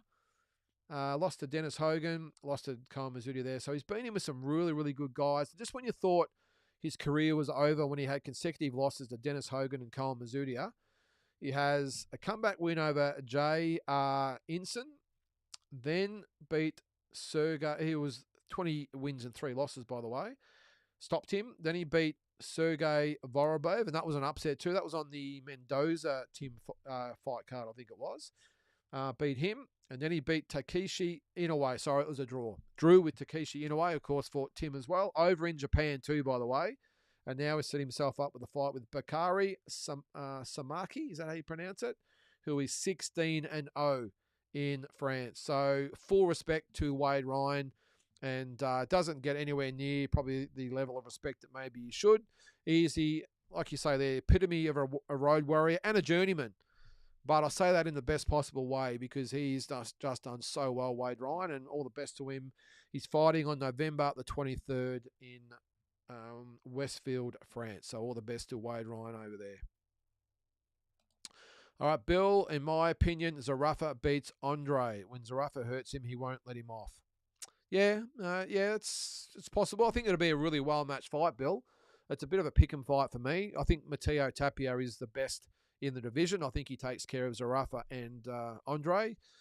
But I don't think, as I said before, I don't think Tapia will end up fighting any of those guys because he's on the march to world honours. But it would be a good fight, though. Again, the build-up would be massive. Zarafa Mikhailovic draw because I'm here for the rematch. Good call there, Jules. Does Nikita get Brock Jarvis, says Kyle, or at the end of the year, or can we get Ben Mahoney? Now, I don't know what is going on with Brock Jarvis. He's been teasing us for a long time. He's been training, seemingly in a training camp for the last 12 months, whatever it's been, and no sign of him in the ring. Now, there was some banter between him and who was it? Was it Isaac Hardman? It might have been. I think it was. They were going back and forth. So I want to see Brock Jarvis at 154 because I reckon that is a great fight for Nikita, and that's why I want Nikita to fight guys like Brock. I want him to fight. I haven't got the ratings in front of me, but some of those other 154-pound fighters, and then worry about Zarafa in 3 or 4 fights time. But Brock Jarvis will be a very appealing fight to a lot of people, and I'm not sure how it ends because Brock Jarvis is a talent, but he's jumped from 122 to 140, and now 140 to 154. It's a massive jump.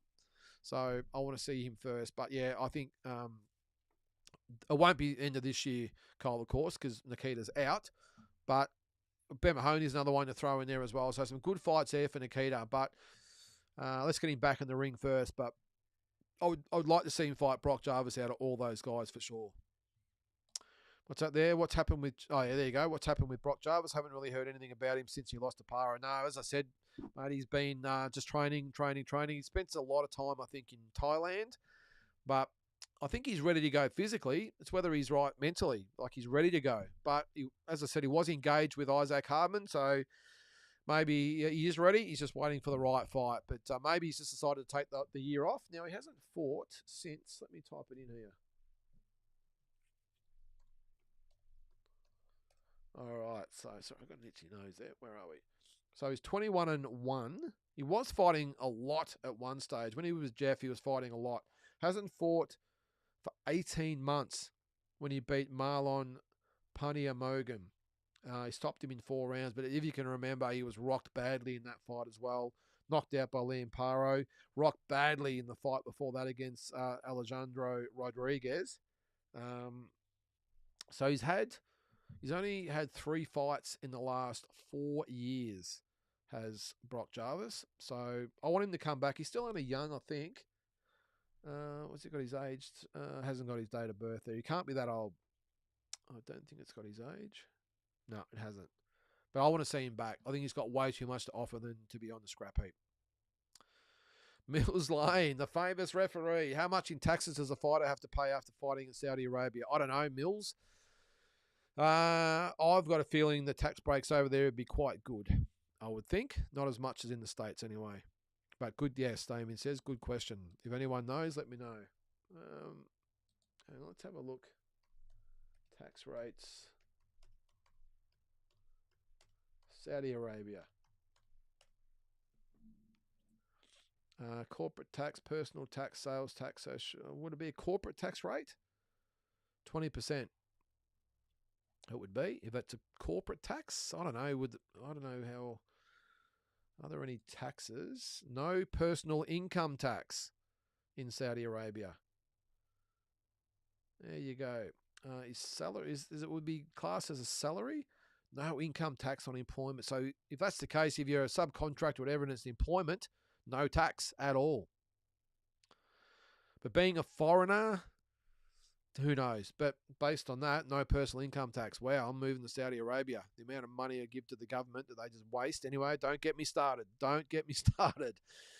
Did you see that they're going to have a Daniel Andrews statue? Are you kidding me? Anyway, I'm not going to get started because I won't stop. All right, there are so many good domestic fighters that are quiet at the moment. Boxing is a funny business sometimes, yeah. Well, you got to remember too, Jack, this year, No Limit hasn't been overly active with the shows. They've done the pay-per-views, but the No Limit on Fox shows have been very sparse, I think, as far as I can remember. But I'm with you there. The domestic scene is as healthy as it is at the moment. There has been a few fighters that haven't been overly active. And someone like a Ben Mahoney, Kamakao, just a couple of fighters there, but not many, there have been a lot that haven't been active at all. All right, Damien, it's happening. If you want, with these money-hungry pricks, if you want $70 for a card, make it worth it. Yep, I agree there, mate.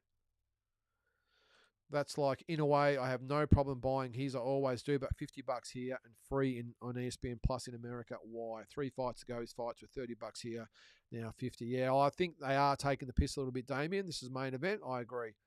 Look, with the Tim situation, I understand they've got to get the bang for buck out of Tim. I understand that. At the end of the day, they know we're going to pay it.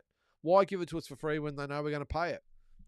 So I haven't got a problem with it because that's business. They have to make a return on investment. I get it. But, yeah, it does get a bit frustrating, I know. Well, it's like the George Kambosos and Devin Haney fight, the first one.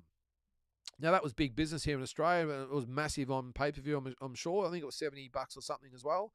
I remember just watching it on ESPN when I was in America when it was on. I was in New York, and I just flicked on the TV and it was on. I was just on a normal Top Rank show, ESPN show. Or over here, it was a massive pay-per-view. It's just the business. I haven't got a problem paying it. I just expect to. I know the No Limit shows, by the way, are very divisive as well. But again, being a promoter, I understand why they've got to charge $70. But on the flip side, I don't think the shows are worth $70. But I understand why they have to charge it. So bit of both, a foot in both camps. How much money do you think it would take to bring Mayweather out of retirement to whip Canelo's overrated ass again? Probably about $500 million, I reckon, Mills. I think he's well and truly retired. Still in pretty good nick, though, isn't he, Mayweather? Maybe it wouldn't be 500, maybe 250. I reckon he'd come out of retirement. Overrated ass. Okay, Mills, where's Canelo on here? He's on here somewhere. I'm sure you guys will duke it out. What do you have videos? What do you have videos of that Oklahoma trip? I do, Damien. Yes. Go on this page, scroll down the page, and you'll see last year. What were the ones I've done? I did one. The first one I ever did was in 2022 when I went to the Hall of Fame. So that was just after COVID, and it was my first trip in about 3.5 years. And I went to where is it? Canastota, New York. So I went there and I did a bit of a tour on different things, but I went to there to Canastota for when they had all 3 years in one. So that's when they had all the Mayweather and Marquez and Mosley and they're all getting inducted. Andre Ward, they all got inducted. It was awesome. That was my first YouTube video, but what didn't really come out as good as I wanted to because it was one video and it was just more music over it. And it was my first crack at it. But I've done one for Canelo and Triple G3 in Vegas. I did another one for the Maloney boys when Jason fought in Stockton and Andrew fought in Vegas on the Haney Lomachenko card. Then I did one earlier in the year. Then I did the George Kambosos Oklahoma one. And I've since done the Tim Tszyu one earlier in the year when he fought Fundora, and then the one a couple of weeks ago as well. So they're all on there. Go and check them out. I forgot Maxie and Cambo was in Oklahoma. Good point, because that's a head scratcher. It certainly is, Tommy. I'll try and speed things up a bit here. Do you think Teo deserves a Crawford fight going off his accomplishments? I don't see him having any chance at winning even a few rounds. At 154, pound for pound king, no. I don't think he deserves a Crawford fight. I think Terence has got way more appealing fights than Teofimo Lopez. And I don't give him a chance of beating Crawford either. Damien, mark my words, Crawford is not the same fighter. Look at his last fight, and it's only going to get worse if he fights again. I agree with you there, mate. It didn't look the same fighter, but he had been out for about a year at the new weight now. So I think Terence Crawford's the sort of guy who rises to the opponent he's in the ring with. And I don't think Madrimov really got the juices flowing. I think someone like Tim Tszyu would, a Virgil Ortiz would, certainly a Canelo would. But I agree that he's not the same fighter. Mills, Crawford isn't strong enough to hurt fundraising. He waited too long to move up in weight. Okay. All right, Double G. Still rewatch Tim versus Fundora just to hear the commentators say, oh, and that right hand popping Fundora's head back like a Pez dispenser. Well, it was, wasn't it? I can't wait to see him fight him again. I think it'll be great. And he'll get his revenge. And I think if he beats Murtazali off, he'll be right back in the mix of that division. And all of a sudden, depends on how he goes about it, he'll be, I think, the hottest name in the division apart from Crawford. Yep, I agree. Batmiss is this Bivol and Better Bev, the best in all of boxing. Yep. Oh, there it is. Wardley and Clark. Yep, should be fireworks. Also, first fight was crazy style-wise. I think it plays out the same again. Yeah, the first fight was good. I'm not so sure it should be the main event, or sorry, co-main to the main event on such a big card. But anyway, there's Carl. How are you, mate? Janabek kept his promise, didn't he? And he punished Mikhailovich. Also, Nick Ball had a good win. Yeah, Nick Ball was. I liked what I saw against Ronnie Rios. I know Ronnie Rios has probably passed it a little bit, but I thought he did okay. Nick, I thought he looked good. Not sure I really want to see him in with someone like Inoue, because the way he fights he's just a target coming in against Inoue, but he's tough, he's hard, he takes a good punch. He's going to be at 126. Inoue would have to come up from 122. Power does tend to diminish as you go up in weight, so I think that'll be a good fight. But yeah, he's recovered well, Nick Ball, since the Vargas fight, hasn't he? Now he is the man at that weight. All right, I'll go through the comments. Oh, yeah, so Batman's got Better Beef stopping Bivol. Okay, there you go. Well, who you guys think will win? I think Bivol wins on points, but certainly not going to argue with Better Beef winning Batman. He's a beast. He's Better Beef, and I'm just glad we've got the fight. I really don't care who wins, if I'm being honest. I couldn't care less. I'm just glad we've got the fight. Not so glad I got to get up so early, but glad we've got the fight. So Carl agrees. He's got, what do you call him? The Better Beavinator. I like it. 36 minutes. If you can't get Better Beav out, seems so difficult, and Better Beav will out. We'll put him on the ropes or corner and work him. But each guy is a complete opposite in terms of strengths. Crazy fight. I think it is the same, mate. I can't wait. Whoever comes in, best condition and execute the game plan better. Hard to split them. I'm with you, pound for pound king. And again, I don't care who wins. Let's just hope we get a great fight. Batman, Bivol has incredible. Bivol has incredible foot speed. Doesn't move the most up top. Better Beav, I think, will close the range and just hits too hard. Bivol's speed, hand and feet, though, will make it interesting. May the best man win. Respect to both warriors. Two elite champions. Can't wait. Love it. Every poll was 50-50. Yeah, yep. Me too there, Carl. Better hope he doesn't come in with a knee brace looking like Martinez. Yeah, well, we'll see. All right, Batman. Also, if Bivol goes to the ropes and puts him high guard, which he has done in the past, I think Better Beav will break it, but really excited to see how it plays out. I'm with you there, mate. Yep, all jokes aside, I hope both come in 100% in condition. May the best man win. Yep, can't wait there. Pound for pound king. Canelo had trouble breaking through that high guard, but Better Beav is a bigger puncher than Canelo. He needs to keep it in the center. Yes. Yeah, well, that's the thing. I think Canelo is more technically better than Better Beav, but he hasn't got the strength and power that Better Beav has as well. And that's probably what he's going to need against Bivol. Canelo is not a hard enough puncher, I don't think, to really trouble, or he wasn't to trouble Bivol. But Better Beav is. And it's whether, if Bivol sits on the ropes, which I doubt he will, I've got a feeling he'll box from long range, at least for the first half of the fight. I can't see him laying on the ropes against someone like Better Beav. That would just be suicide. But all will be revealed on Sunday. Batman says, I love the passion Zoo's sister showed. How can we not be on the edge watching family or friends fight? I'm with her there, mate. I think Arda knows it's the biggest fight of his career. Yeah, let's just hope he comes in good condition, Carl. He's always had all sorts of injury problems, hasn't he? So that's probably another reason why I'm backing Bivol as well. So Batman hands go will be an amazing fight. I've got Better Beav stopping Bivol. Oh, yep, you said that. Yeah. Never beating the Rocky movies. My favourite is 4, then 3. Mine is 3, Batman, and then number 2. If I had to, I think, again, I've done a video about this as well. If I had to do all the Rocky movies, it would be Rocky 3, Rocky 2, Rocky 1, and then Rocky 6, and then Rocky 4. And then don't even worry about number 5. Even soundtracks are great training music. Yep. That's why Creed never hit the mark for me, Batman.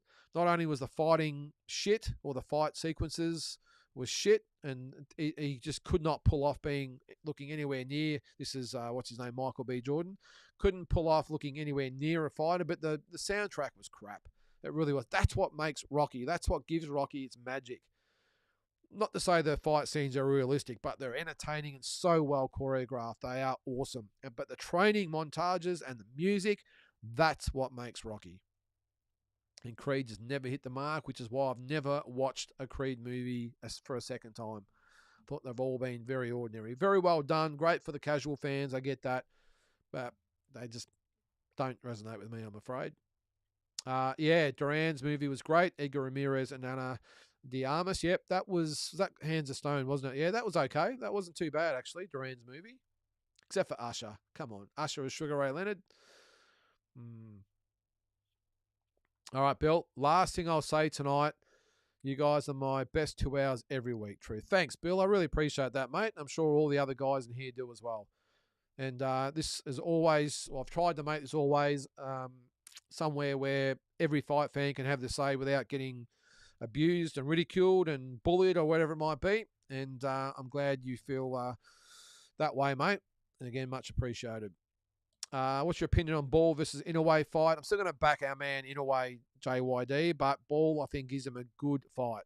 As I said before, this going up to 126, Ball, he's strong, he's tough, and takes a good punch. And his work rate is there. Thing with Inoue, like a lot of these elite fighters are, they fight to their own pace. Canelo is a classic example. Ball's not going to give him that luxury. He's going to be on his chest. The only thing is whether he comes in a bit reckless and gets caught, which can happen. We've seen it numerous times, but at featherweight, has Inoue got the same power? I think it's a great fight, mate, and but I would still back Inoue. I'm back on track, Carl. Don't worry, mate. What's that there? I like the look of the new doco, The Four Kings British version. Okay, I haven't seen that, Carl. Is that on Netflix? Let us know.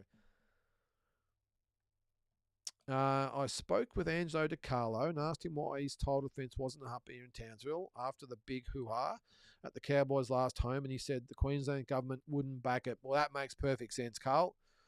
That surprises me, though. Really surprised me. I'm sure they'd put the money up for Tim Tszyu. Why won't they get behind their own guy? That's just ridiculous. And again, Queensland, with the amount of money they are just throwing against the wall for the Olympics. Why wouldn't they spend it with something like that? Doesn't make sense. But anyway. We're still with Carl. Remember you said you thought George won live against Maxi. Then after you watched it, you thought Maxi won. Yeah. I did see that. This is George Kambosos and Maxi Hughes. Yeah. On the night, Carl, I thought it was close. I remember watching it thinking, oh, has George done enough here? It doesn't seem like he's overly busy. It looks like Maxi's having success. But I thought George will win by, if I'm being honest, by reputation. I really did. I thought if it's a close fight, it's going to go George's way. He's the house fighter, even though it's in Oklahoma. But when I watched it back, I'll admit, I thought Maxi Hughes won. I thought he won 8 out of the 12 rounds. But, yeah. PBC have a plethora of 154-pound fighters for Tim. Good call by Fight Life Management and signing another 3-5 deal. Yep. He is the man, Glenn. I was at the ball fight. Good night. Good performance. In a way, it's a different Munster, though. He certainly is, mate. What's that? I'm actually watching ball now. I've watched 2 rounds and fell asleep. Catching up now. Clark had his chances in the first one. Yep, against Wardley. Probably should have got the nod. Wardley will win this time. Yep, I tend to agree there, JYD.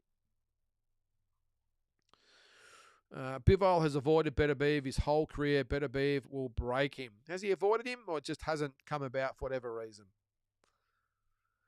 I can't see him sitting on the ropes at all. I'm with you there, pound for pound king. I think that would be suicide if he did. To sit there on the ropes and let Beterbiev tee off on you just doesn't make sense. So I think he'll box smart. Carl says Bivol needs to make it a boring fight and keep it long in his feet all night. Just my 2 cents. 100% agree there, mate. He needs to do a Haney jab to come in for a clinch. That's the last thing Beterbiev would be expecting. Yeah, no, you got to do what you got to do. Pound for pound king, don't you? You have to do whatever gets the job done. It's not a action contest at that level, and they're going to do whatever he has to win. Yeah, Damien, I agree. The Dragos made the Creeds. A Drago movie will beat all of them. That'd be pretty cool, actually. A Drago movie of Ivan Drago, that is. That'd be pretty cool. I like it. If you didn't see my videos as well, when I was over in the States with the Rocky impersonator, he told me that Sylvester Stallone wants to do a Rocky series, a TV series. Well, could they do a Drago series as well? This is the beauty of streaming platforms, Netflix, Paramount, Amazon, whatever it might be, as in the Cobra Kai situation. Why couldn't they do a Drago series, a Rocky series? Oh, they've already obviously done Creed. How about a Clubber Lang series? Even better. I want to see Clubber Lang come from the streets. He's the most underrated character in the whole Rocky series. That's why number 3 is my favourite by a mile. Clubber Lang, in my opinion, is the best character they've ever had in any of the Rocky/Creed movies. He is the best and doesn't get enough love, in my opinion. But I mean, we're seeing it to some extent also with these Netflix series as well, with the serial killer ones. It was Dahmer. Now it's the Menendez brothers. There's talk there might be, is it Ed Bean or Charles Manson? Or I think who's the clown one? What's his name? The one that was dressed as a clown. You know what I'm talking about. Him as well, although he's been done to death. There's been some movies about him in the past. But this is the beauty of these platforms. We can do whatever we want. And Cobra Kai showed, even though it was only was on YouTube Red, and ended up the highest rating show on that, and Netflix as well. So I think a Drago series would be awesome, Damien. And as I said, Clubber, it'll be pretty cool. What's that? Sly said he asked to be punched without holding back to make it look realistic. That was with Dolph Lundgren. He ended up in hospital, almost died. I'm with you, Carl. Inoue Nakatani for me, 100% agree, mate. I'll race through these because I've only got about 15 minutes left. Jeez, this time goes quick. I think Nick Ball is a beast. I would pick him to be competitive with anyone at 126. Maybe even beats them all. But if Inoue moves up to 126, have to pick him over them all. I'm with you there, Batman. All right. What is it? We would have packed that stadium like we did for Horn and Zoo. Yeah, I know, Carl. Just, the Queensland government. Don't get me started on government. Fair income. All right, Damien says Inoue still wins all fights. Inoue still wins all fights at 126, but that will be a decision. Yep. Tend to agree there, Damien. All right, David. Anyone know what's happening with Andrew Maloney? Yes, I do, David. I've sort of been in contact with Andrew and the team who were trying to sort of get something going for maybe down here in Victoria. We really were trying to get the rematch with Guevara. He's obviously signed to fight Bam Rodriguez now, so it's not going to happen. It's just a process. It's trying to get the governments on board and councils and tourism, all that sort of stuff to get a half-decent fight here in Victoria.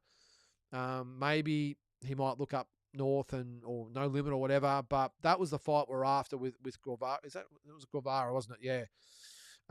But now he signed the fight, Bam Rodriguez. I've got to go back to the drawing board. I hope he stays in the game. I still think he's got some fights left in him. But I understand he's disillusioned with the sport. He's had a lot of ups and downs in the sport as well. Obviously, his last fight with Guevara, but also the fight with, who was it? I'm talking about the one he fought 3 times. What was his name? Jeez, it's just one of those nights. It's going to blank.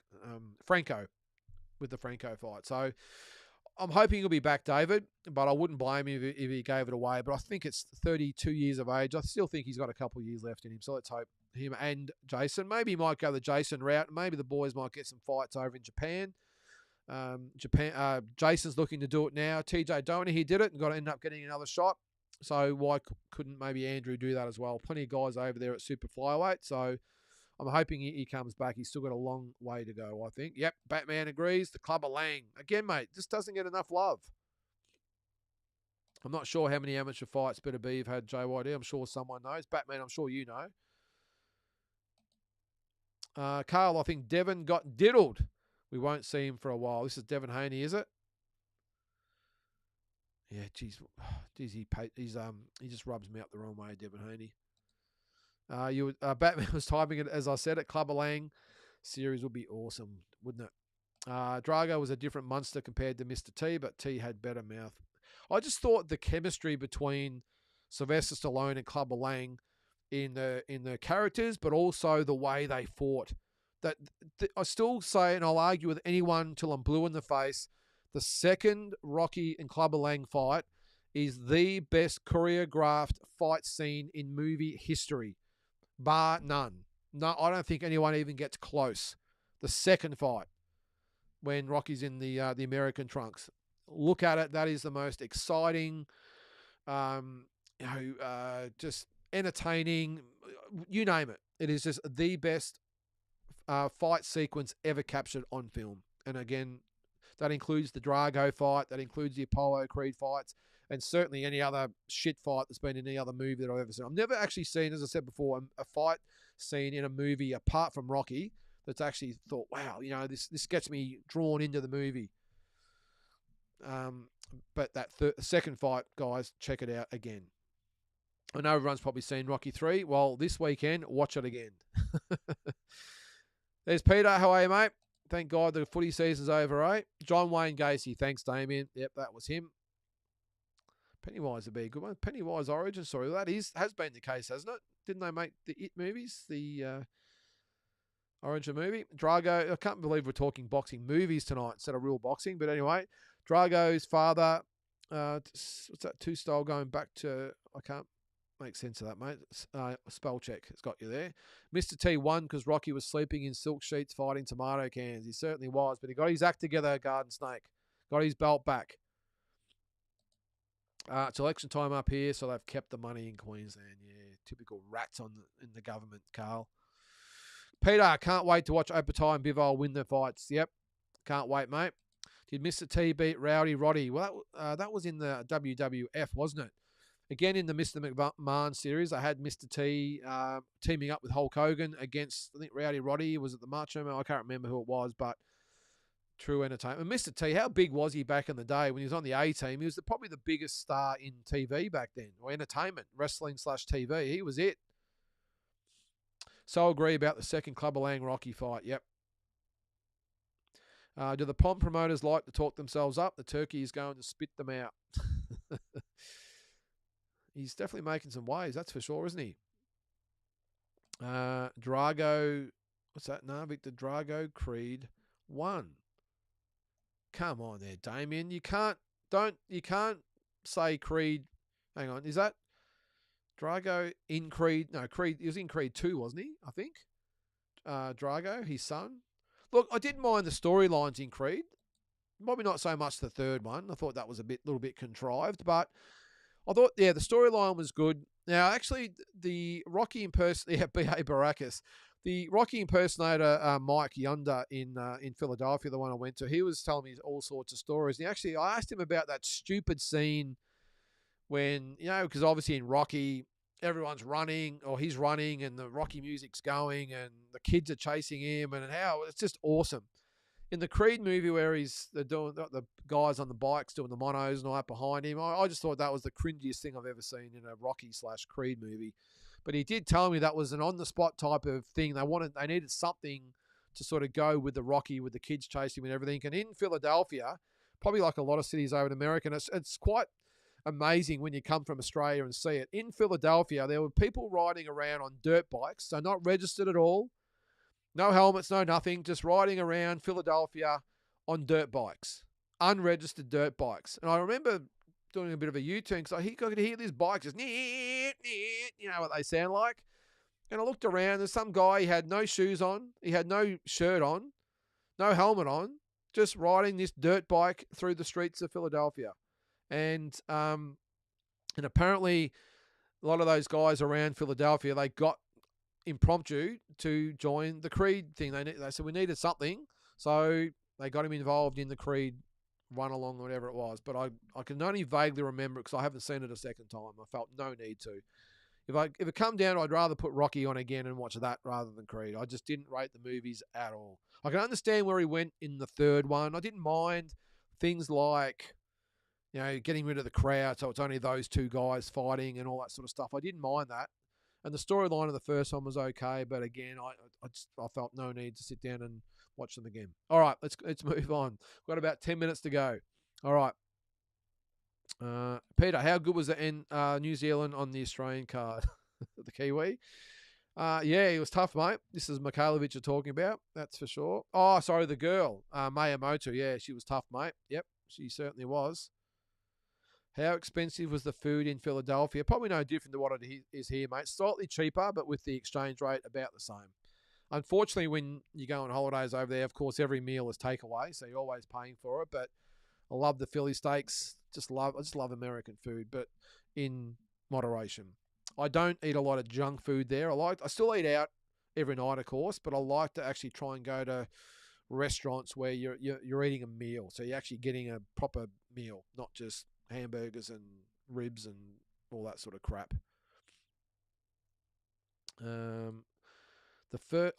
Victor. The first Victor Drago / Creed fight. There is two. There's two. Yeah, remember the first one when Drago knocks him the first. Yeah, that was okay. Yeah, that was good. To actually see Creed get knocked out was probably pretty good, David, by Victor Drago. I forgot his name was Victor. Yeah, Victor Drago. I thought the storyline was okay. The way they brought Bridget Nielsen back, I liked it. The way she abandoned him at the end, all that sort of stuff, and the way that Ivan Drago, I feel like a film critic on here, but the way he was humanized, all that sort of stuff, I thought it was great. But I'm just talking about the fight scenes, Damien. They were crap. Sorry. Yes, we should have more people watching them. And we're at 30 odd. Sorry, guys. Not overly exciting tonight. People say, hang on, I thought it was a boxing show, not a movie critique night. All right, Jules. Always talk about boxing movies, but not enough talk about boxing docos. Cancel the Saudis this weekend and put on the Tommy Morrison 30 for 30 instead. I think I've seen that one, Jules. Have I? I'm not quite sure. But there are the 30-30 series, some really good ones on that one. There's the Larry Holmes and Muhammad Ali one. That's really good. And there was another one too. And the HBO one, I think they're all on YouTube, the Memorable Nights. Check those ones out. They are awesome as well. Of course, they've got all the 24/7 ones on there. But the HBO Memorable Nights, I think it's called Memorable Nights or Special Nights or something like that, where they go back over some of the most memorable fights, Holmes, Cooney, all those types of ones. Some really good ones in there. So you're right, though. Any other ones? Chuck him in there, guys. Still got a few minutes to go, so chuck him in the chat. How many kg did you put on? I actually lost weight, if anything, Peter. I do so much walking over there, and I don't eat a lot, if I'm being honest. normally I'll get up, I'll have a coffee, whatever, normally, and then I'm gone, and I'll walk everywhere. So especially when I was in not so much Philadelphia, although I did walk up to the Rocky Steps a couple of times, which is probably about 3 or 4 Ks both ways. So that would have been, 6 to 8 Ks in total. But when I was in Vegas, where else was I? Probably more so Vegas. You talk about steps. If 10,000 is the goal, I was probably doing 20,000 a day, I reckon. I just walked up and down the strip everywhere. So, yeah, I normally, if anything, lose a little bit of weight, Peter. I know that sounds a bit funny when I'm just eating takeaway food all the time, but again, I just do so much walking and I just sometimes forget to eat. And if I do, it might be a Subway or something on the run most of the time. I don't normally get a chance to really sit, especially when I'm by myself. You know, you can imagine it. You're by yourself. You're not going to go sit in a restaurant and have a nice sit-down meal. When I'm in Vegas, I'm purely a food court eater. I'll go and sit down there and eat. But all the other places, I'm just eating on the run or getting food room service or whatever. But anyway, all right. Did you go to Springfield to see the dogs and the cats? No, I didn't, Peter. No, I was almost going to go to Butler, Pennsylvania, because I was up around that way. I did the Philadelphia up to Deer Lake and then across to Shanksville and then down to Washington.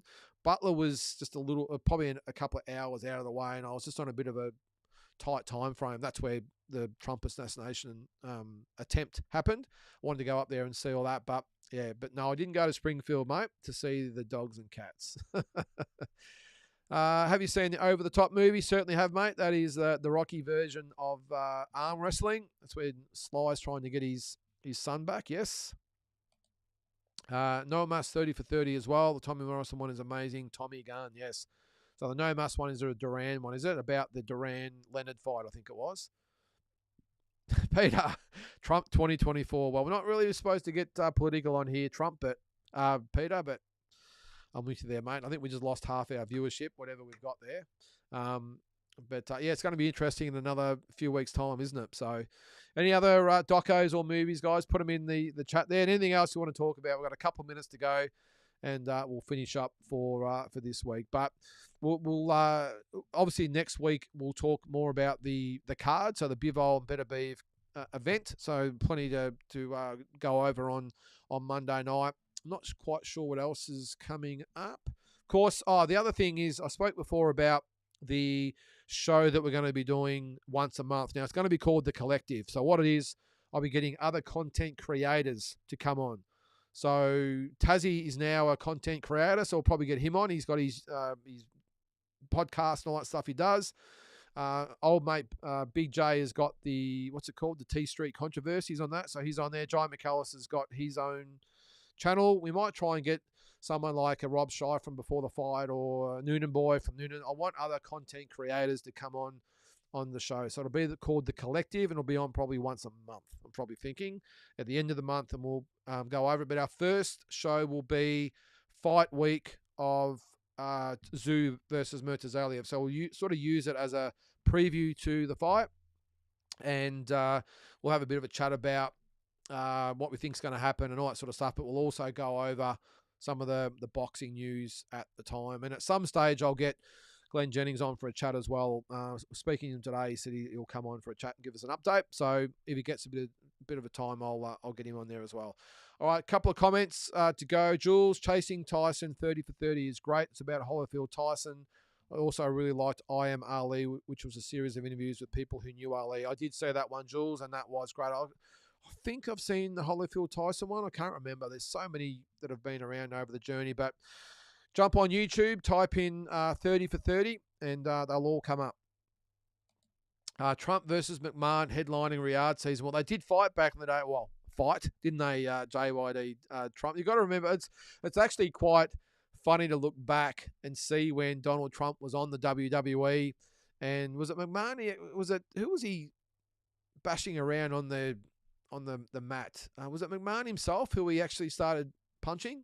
It's just great. It's amazing to think that Donald Trump had his own TV show, and then he was in the WWE, and then he ended up being the president of the United States, and could end up being the president again next month. Who knows? That'll have a few people hiding under the beds, won't it, if he gets in again? Can you find out what's going on with the Kuso? Well, I've tried to, Peter. The people in the know don't know. So the amount of boxing people I talk about, and they all just shrug and go, I don't know, I've got no idea what he's up to. They all unanimously agree that he should not have left No Limit.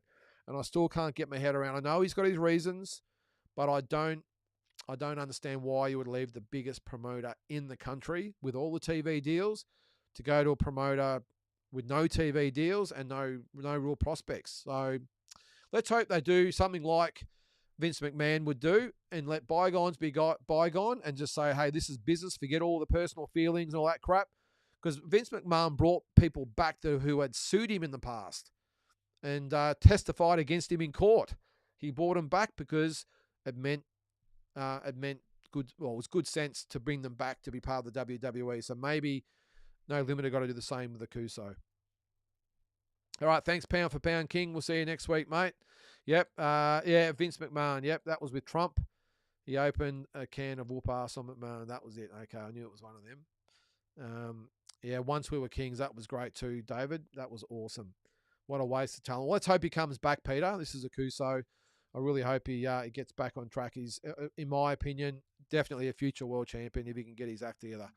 Guys, look, we are at 9 o'clock, so that's 2 hours now. I can't believe how quick it has gone yet again. But as usual, it's been awesome chatting to you all. Make sure you check out all the morning videos I do, walking boxing. It's on every morning. I'll be doing the watch along this Sunday morning from 6 o'clock on this channel. So check that out. The collective will be probably the week after that with the other creators. And I'm going to try and get back. I've got a bit going on outside of all this at the moment with business and everything else. So once I get that under control, I'll be starting to do a little bit more content as far as some of the other shows that I used to do along the line as well. So you can tell I've got a lot of time on my hands, can't you? But what do we got there? Just quickly, Jules. Paulo very briefly appeared in some footage on Mikhailovich preparing for Janabek, potentially sparring partners. He's laying low, but he's around okay. Yep. And this is probably the best one before we go. Lewis Resto, Billy Collins, Doco is worth watching, says Shamrock. 100%. Check that out. It's called, what was it? Murder in the Ring or something? What was it called? But it's about Lewis Resto and Billy Collins. I have done a video about this in the past as well. So go back and check that out. But guys, that is it for this week. Again, really appreciate you all tuning in. And until next week, have a great week and we'll catch you then.